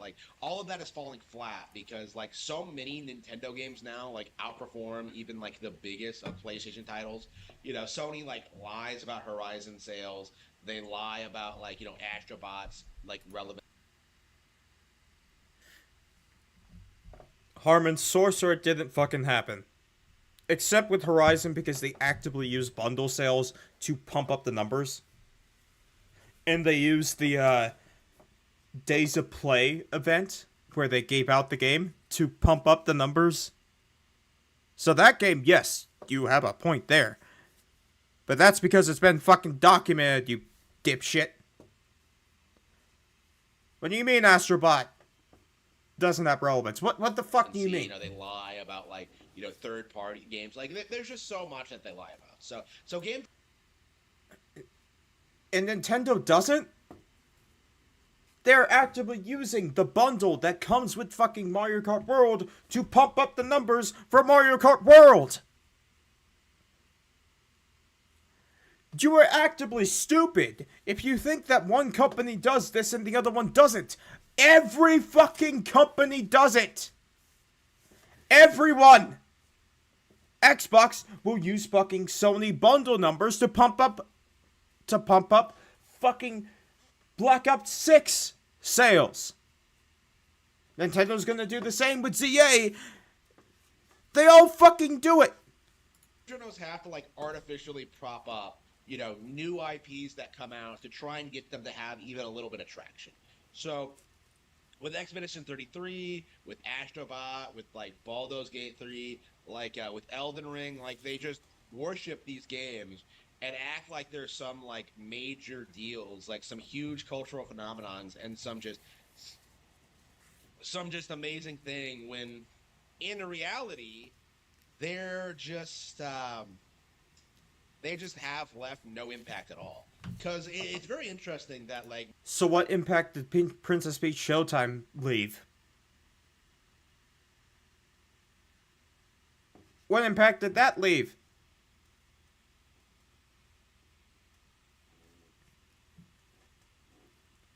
Huh, Harmon? Huh? What about Mario and Luigi Brothership? What did that leave? What impact did that leave? You know what impact Expedition 33 left?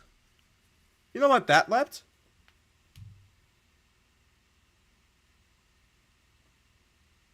Literally what it left. And this is the funny part. It scared every single AAA publisher. And it scared every single fucking game maker. It scared all of them. That's what Expedition 33 did. That's what it did. Metaphor Refantasio is considered this huge deal, this huge cultural phenomenon, you know, one of the best RPGs ever made. What do you mean, cultural phenomenon? It's a fucking RPG. RPGs don't sell as well. They just don't.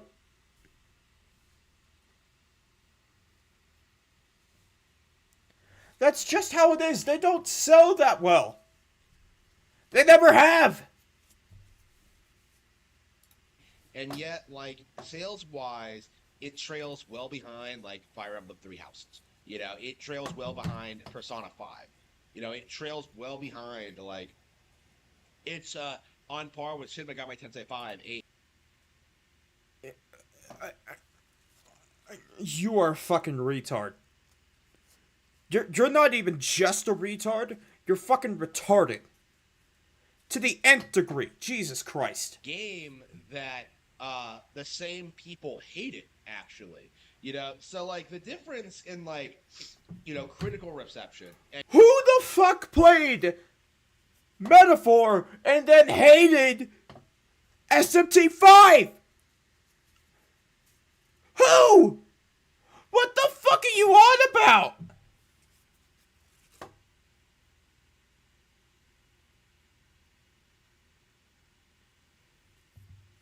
What do you mean? What is all of this? What is anything? And yet, like, you know, the almost identical, like, commercial success kind of demonstrates something that does need to be emphasized when it comes to these games, is that, like, the multi-plat approach of having games on Xbox, PlayStation, and PC so that they can maybe outperform the Nintendo consoles. Motherfucker, Redline go up. People want Redline to go up. You know how you get Redline to go up? You sell to as many people as possible. That's how Redline go up.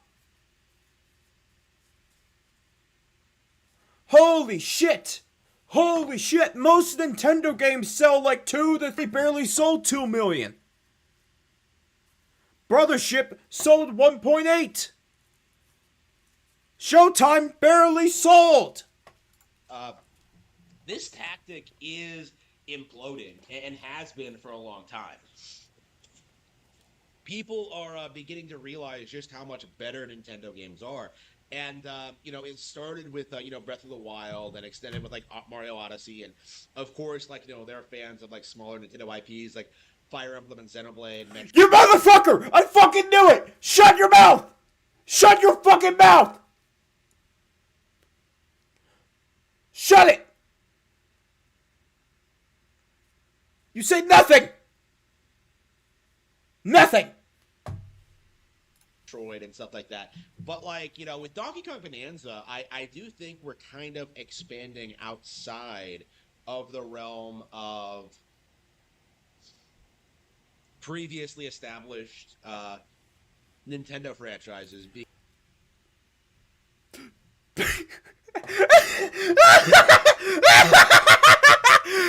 Donkey Kong isn't previously established! Donkey Kong! Donkey Kong!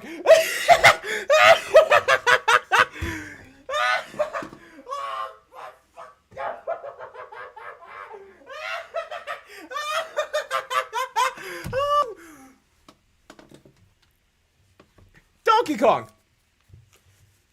Donkey Kong!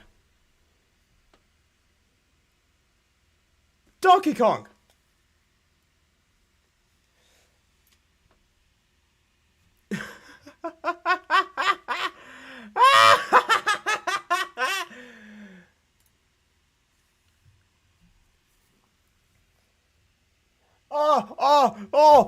Donkey Kong isn't established. Donkey Kong, motherfucker.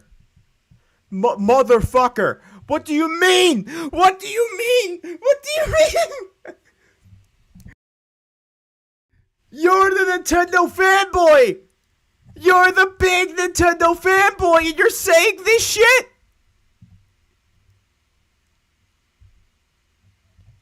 Donkey Kong isn't established. It isn't established. Holy shit.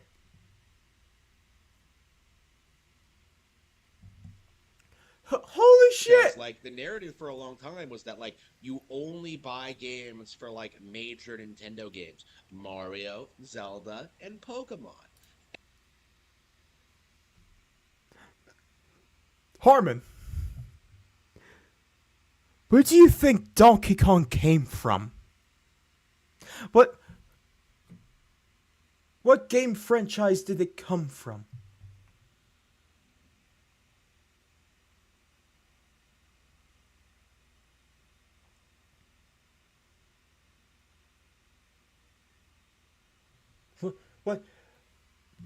What franchise did Donkey Kong come from? Did Mario come from? I'll give you a hint. It's fucking Donkey Kong! And Donkey Kong Bonanza kind of has showcased that a stagnant Nintendo IP that was downplayed by game journalists for a long time can make a glorious return to. Tropical Freeze is a darling of the industry. Game journals hype that shit up. Every fucking YouTuber hypes that shit up. I'm done. I'm fucking done. I hate fucking covering Harmon. I'm never doing him again. Fuck you. Fuck you. Fuck you. So Time to get even more mad.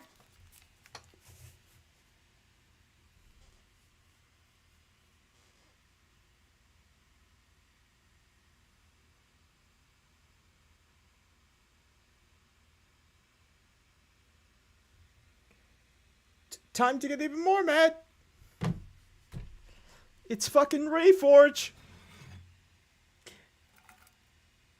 I may not be able to do this. I may not. changing their strategy when it comes to putting their games on other platforms. Well, a brand new job posting has many people speculating and even concluding that this marks a huge change at PlayStation. Hey, Reforge, if they didn't change the strategy, and if they weren't changing their strategy, they wouldn't be asking for a fucking job. They wouldn't be asking for one. Now, if you would take the time to look at things that Sony said just 30 days ago, This entire situation is a bit of a nothing burger, but when the gaming news is slow, nothing burgers become feasts. Chat, give me a second. Why did they do this?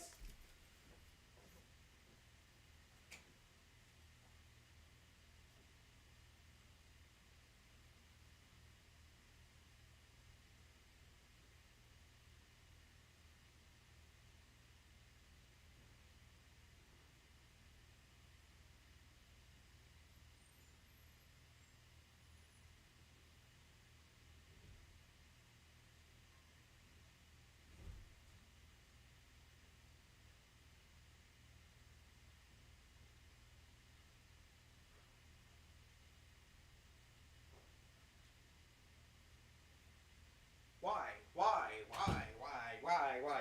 Oh, it's a nothing burger. It's a nothing burger. It's a nothing burger. It's a nothing burger. Holy. Well, censored. Welcome in. You missed me crashing out about Harmon because he said that Donkey Kong wasn't established.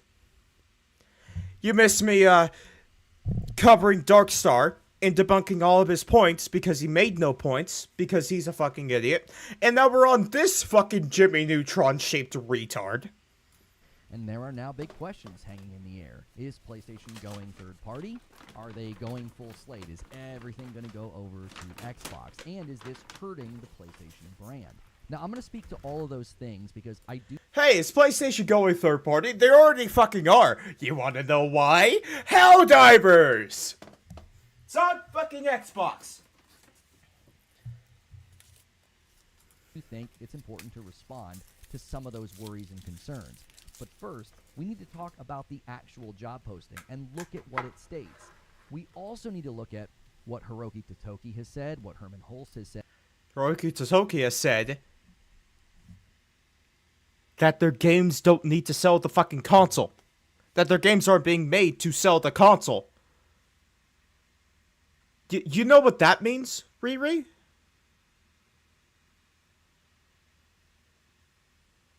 You know what that means? You know what that means, right? And Hideaki Nishino. These are the big guys in charge. And roughly 1 month ago, two of them specifically spoke to this strategy. Now, if any of the analysis out there or any of the speculation out there is not including what these gentlemen have said, that's very... True, Censor, true.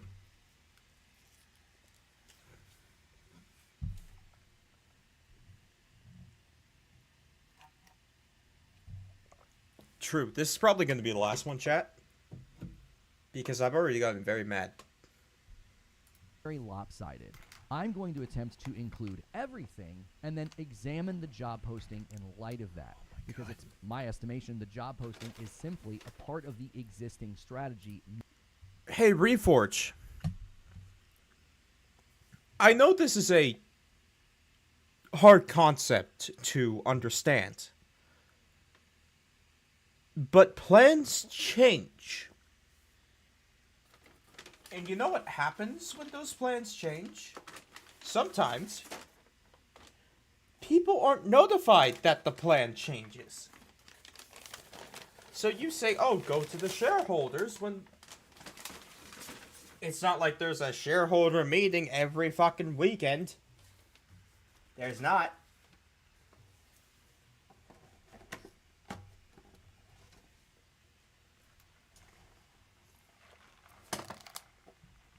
Not a mark of change. When Xbox was showing those signs of change, you had comments from Phil Spencer, the CFO, and then Satya Nadella. I'm applying the same form of criticism. Let's analyze what has been... But they're not the same company. They don't operate the same. They don't work the same. They don't. Just because one company did something one way doesn't mean another company is going to do something another way. Oh, they didn't signal it. They didn't signal it. Did they signal fucking Helldivers going to Xbox? Did they? Did they, Reforge? Did they? No. So what the hell do you mean that they didn't signal it? Said from the men in charge, and then make a conclusion, rather than look at just sort of cherry-pick statements from the job description, which, ironically enough, the job description itself reinforces the strategy that we have already heard about. No, it doesn't. It doesn't. It doesn't. You know what the strategy is currently, chat? You know what it is currently? It's basically this. Re-release a game on PlayStation, exclusive to PlayStation. Then, around a year later, it goes to PC. And nowhere else. That's the strategy. The strategy has already changed because guess what? Helldivers went to Xbox a year after it went to fucking PlayStation and PC. When Redline go up and it not going up anymore and you want Redline to keep going up and it has a restriction on the Redline, you know what you do? You get rid of the fucking restriction. From PlayStation. So we're going to look at all of it, and if at any point during the video you like the analysis or the conversation, remember to hit like, share, and subscribe. Let's get into it. Now, when it comes to the job, the actual description itself is where a lot of the concern came from. It is called Senior Director, Multi-Platform and Account. Yes. It is called the Senior Director of Multi-Platform and Account Management. What this is basically Sony wants this entire position. This whole position's purpose is to make them more money and get them more MAUs. So you can expect that every single game that releases on every single platform from Sony will have PSN included. Management. And everybody was really fixating on the phrase multi-platform. So the overview, I think, is also important to look at. We're going to look at the overview, but also when they explain what they're going to be doing with regard to the multi-platform strategy. And I don't think that people understand this, and I don't think that you understand this. I don't think you'd understand this, Reforge. This person is going to be making the strategy! This guy is the senior director of the fucking strategy! So that means that he can flip it on his entire fucking head! I think it's extremely important to look at both. So the overview states the following. Reporting to the Vice President, Commercial Management as Senior I am not a twink. I am not a femboy. I am not bald. Director of Multi-Platform and Account. I am not a furry. Play a critical leadership role in shaping and executing the global commercial strategy for PlayStation Studios software titles across all digital platforms beyond PlayStation.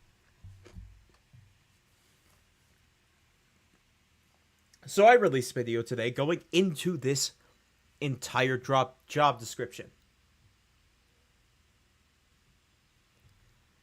Basically what this is saying is that explaining what you will be doing. If PlayStation did not care about Xbox or Nintendo, they would not have listed them. If they were continuing with the strategy that they have, which is simply put, game come out on PlayStation, a year later, game come out on PC, they would not have listed Xbox or Nintendo. All that they would have listed would have been Steam and the Epic Game Store. It would have ended Steam and the Epic Game Store. That's it. That's the end. The fact that they included Xbox and Nintendo means that they are now changing the strategy to include these two systems.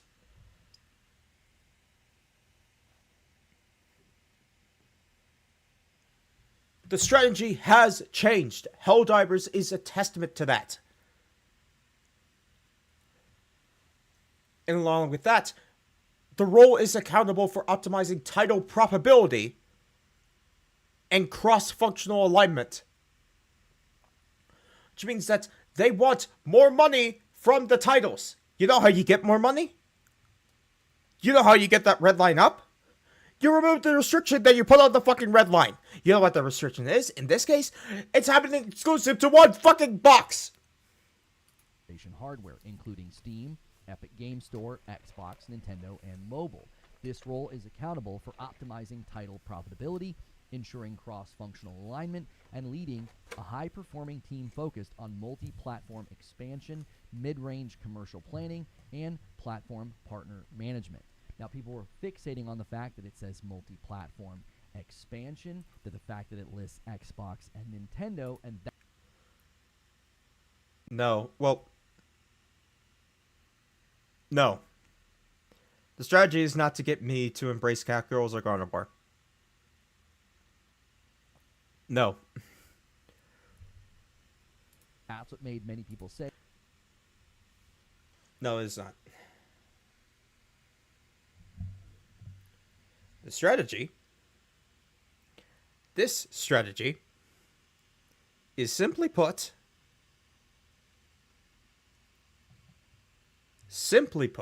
Here.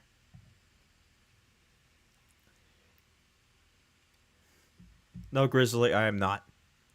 But I am still not as bad as Klutzy. I'm still not as bad as Klutzy. well, this is a smoking gun. They're completely changing their strategy. They actually specifically outline what the multi-platform strategy part is in the job description itself, and here's So this is what he's talking about.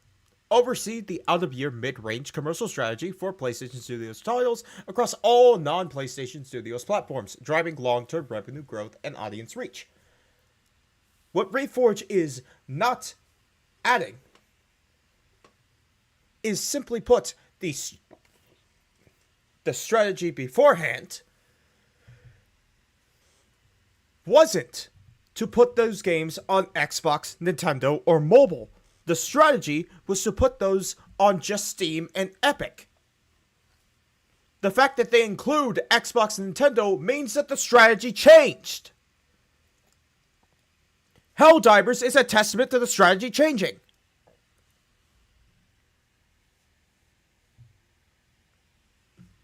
Holy hell. I need more water, chat. I'll be back. It shall only take 5 seconds. Fuck, almost dropped it.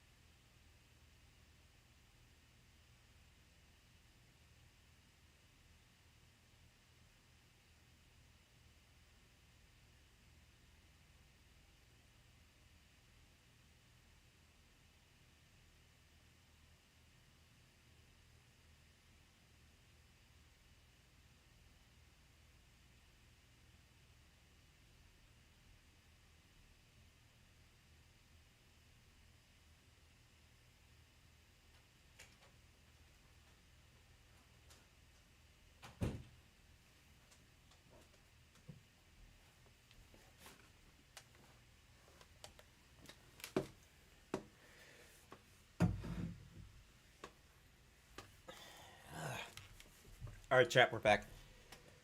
what it says. Multi-platform strategy leadership.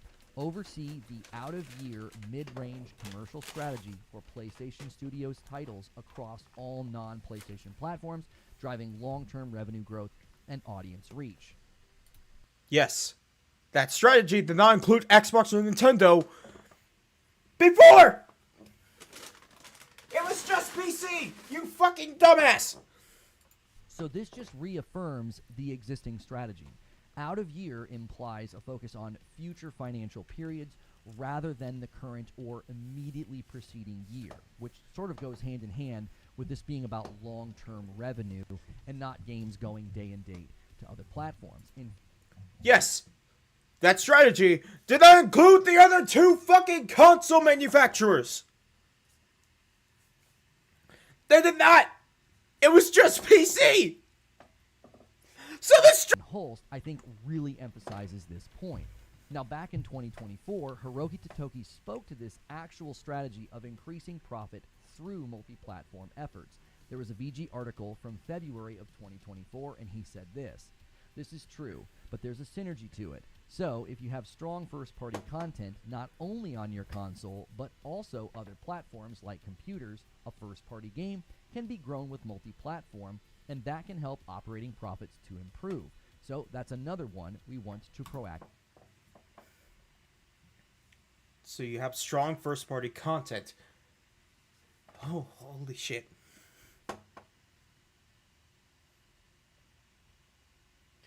This is specifically talking about PC.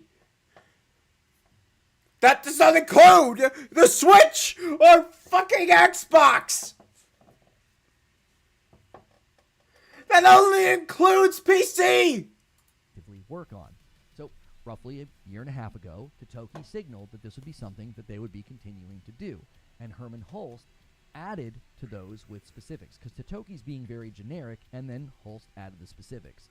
Now, just 1 month ago, GameSpot reported that, quote, don't expect PlayStation's current PC port strategy to change anytime soon.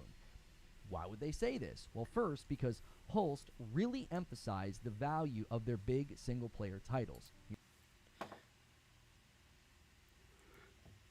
Don't expect PlayStation's current PC port strategy. PC! That does not include the other two consoles! It's in the fucking name! It's in the name!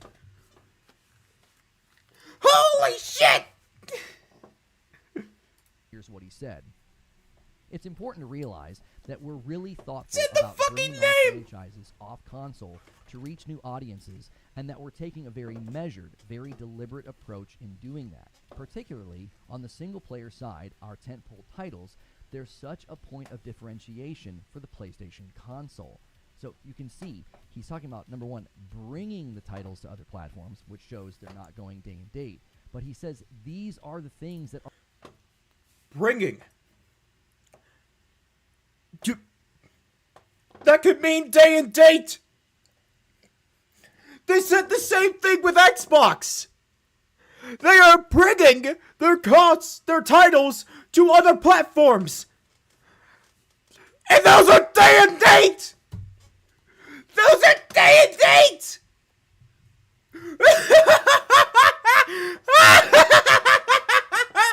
Oh!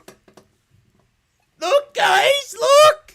Look, guys! We're not third party! We're not third party! We're not... You're a fucking child! are the differentiation point for the console itself. More from the same article. He went on to say that Sony's first-party titles are meant to be a showcase for the PS5 hardware, and that the company wants players to get the best.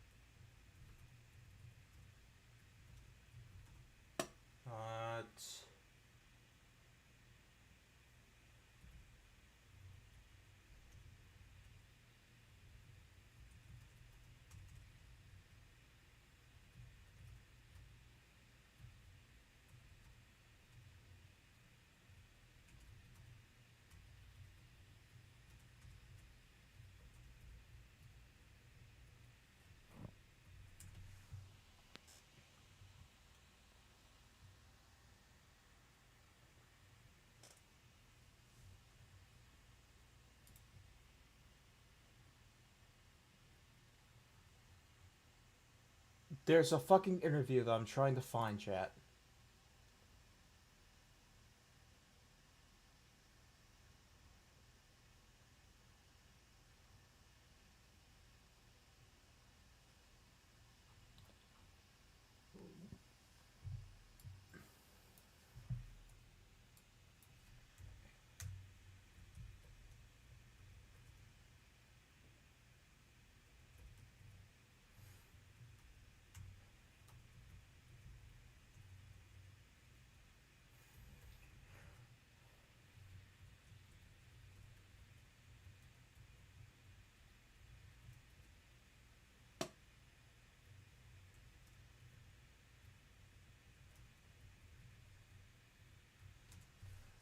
trying to find...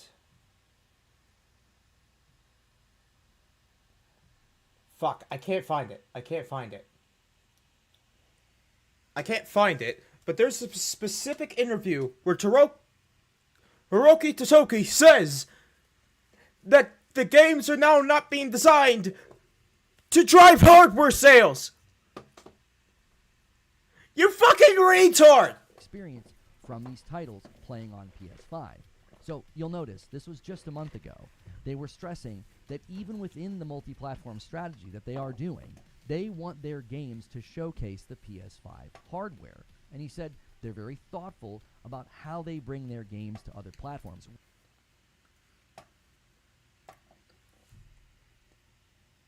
There's a multi-platform strategy. They're third party.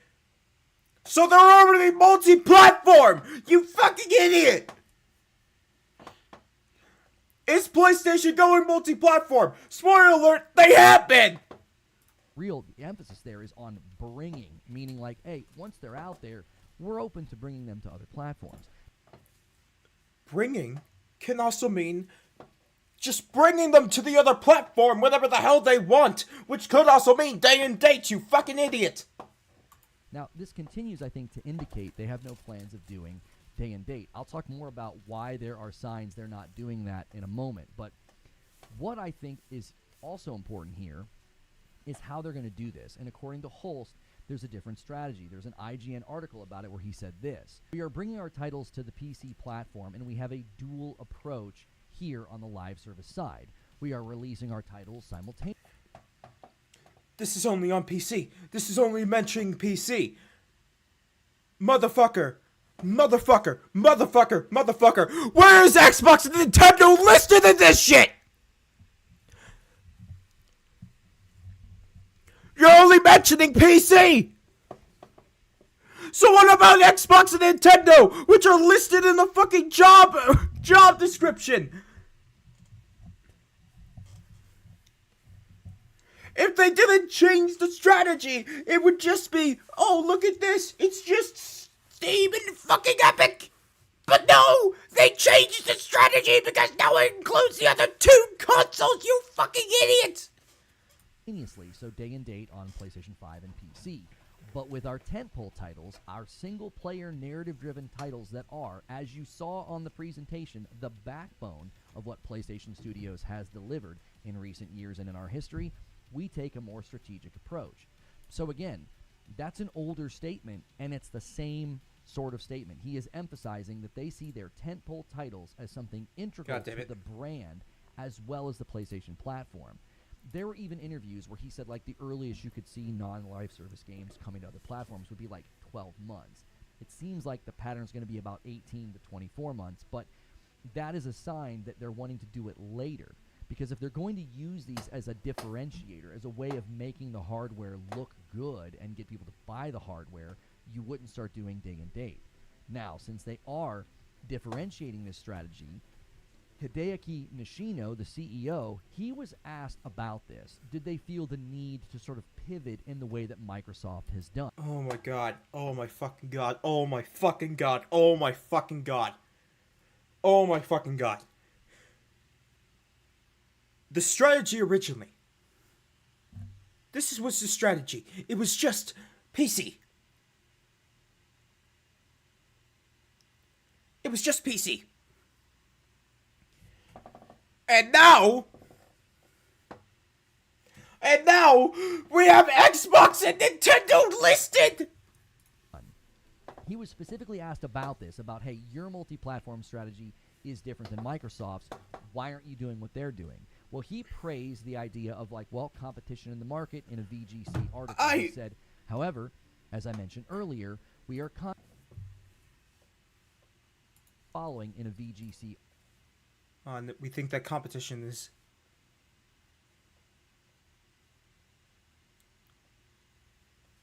When he fucking mentions this part at the industry trend companies towards quite right, that we are continuously exploring new ways for players to interact with the franchises, it's important to realize that we've really thought about bringing our franchises off console to reach new audiences, and that we are taking a very measured and deliberate approach to doing that, particularly on the single player side, our tentpole games. The point of differentiating is that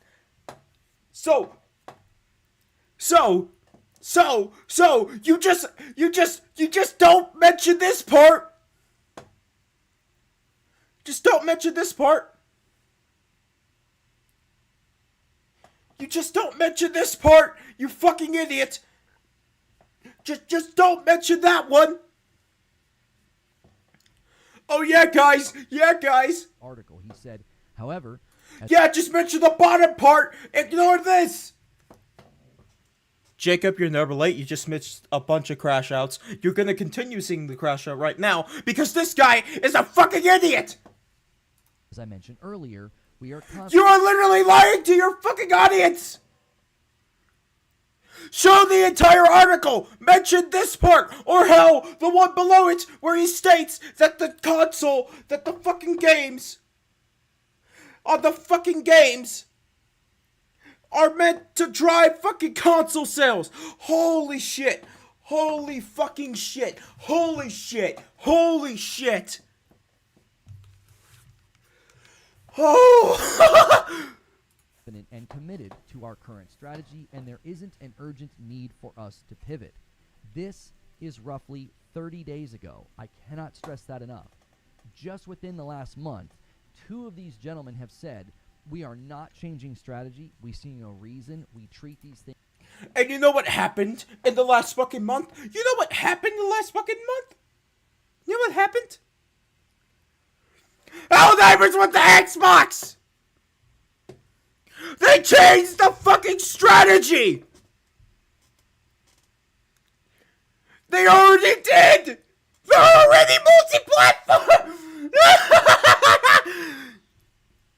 I'm gonna go insane! I'm gonna go insane! Holy shit! They never mentioned fucking Xbox. They never mentioned fucking Switch. They never mentioned any of that. And then, in the fucking job description, in the job listing, they mentioned Xbox and Nintendo. Things very carefully, and we're really focused on showcasing off the console itself. Now, people are thinking that a job posting is a stronger signal than Hiroki Totoki, Herman Holst, and Nishino himself. And Reforge. If they weren't changing the strategy, if you didn't need anybody, why the fuck would they put the job post out? Why would they need the job post out if the strategy wasn't changing?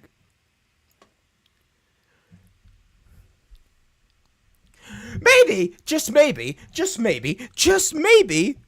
they fucking lied!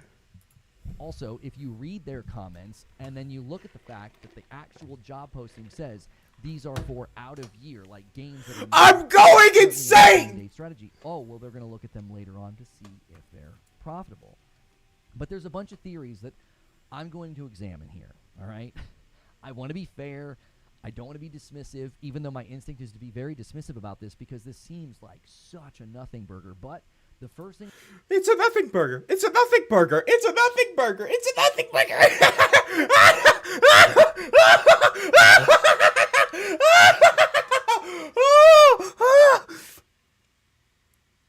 Reforge. Mira, over here. Listen. Then why the hell would 1, Helldivers be on Xbox, and 2, they mention Xbox and Nintendo in the fucking job description? If the strategy never changed, why would they announce that? Why would they say the 2 competitors in the job description to put games on there?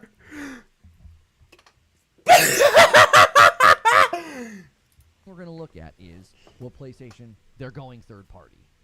So if you're like me, the idea of third party, first party, second party, all of these weird terms and categories, you're like, well, what are these and why do they matter? Because Wait. What do you mean? What do you mean? What do you mean? What do you mean? What do you mean? What do you mean? What do you mean? What do you mean? What do you mean? First party. This is what they mean. This is what they mean. First party. Those are games made by the console manufacturers. They are in-house, made by the studios that they own. On IPs that they own. That is what a first-party game is. A second-party game is a game made by a different studio that the console manufacturer doesn't own. They don't own that one. They own the IP.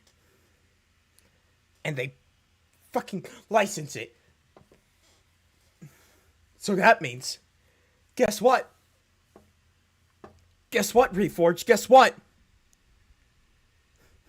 Guess what? That's a second party game. And a third party game is a game made, it's any game not made, or not developed, or not fucking published, or not funded by the console manufacturer. That's what they mean. That's what they mean.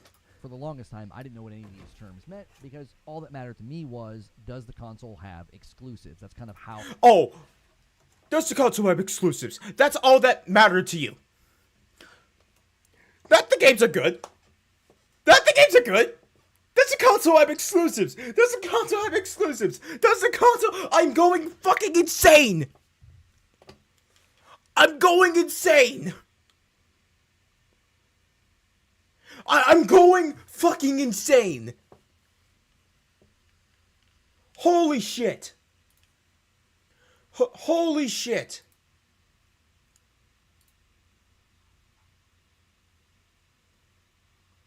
Holy shit. Holy shit. Holy shit. Holy shit. Holy shit.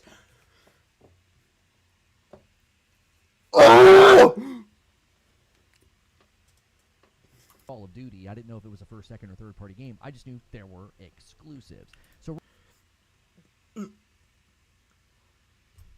I'm done. I'm fucking done. I'm fucking done. I'm fucking done. I'm fucking done. I'm fucking done. I'm fucking done. I'm fucking done. Holy shit. Holy fucking shit. I'm fucking done. I'm done. I'm done. I'm done. I'm done. Holy fucking shit, I'm done.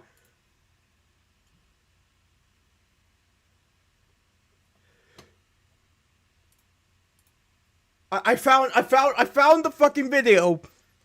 I found the coat video that I'm gonna make. Holy fucking shit. Holy shit. Holy shit. I'm done. I'm done, chat. I'm done. I'm done. I'm done. I'm done. Thanks for the great stream. If you like the content, hit the sub button.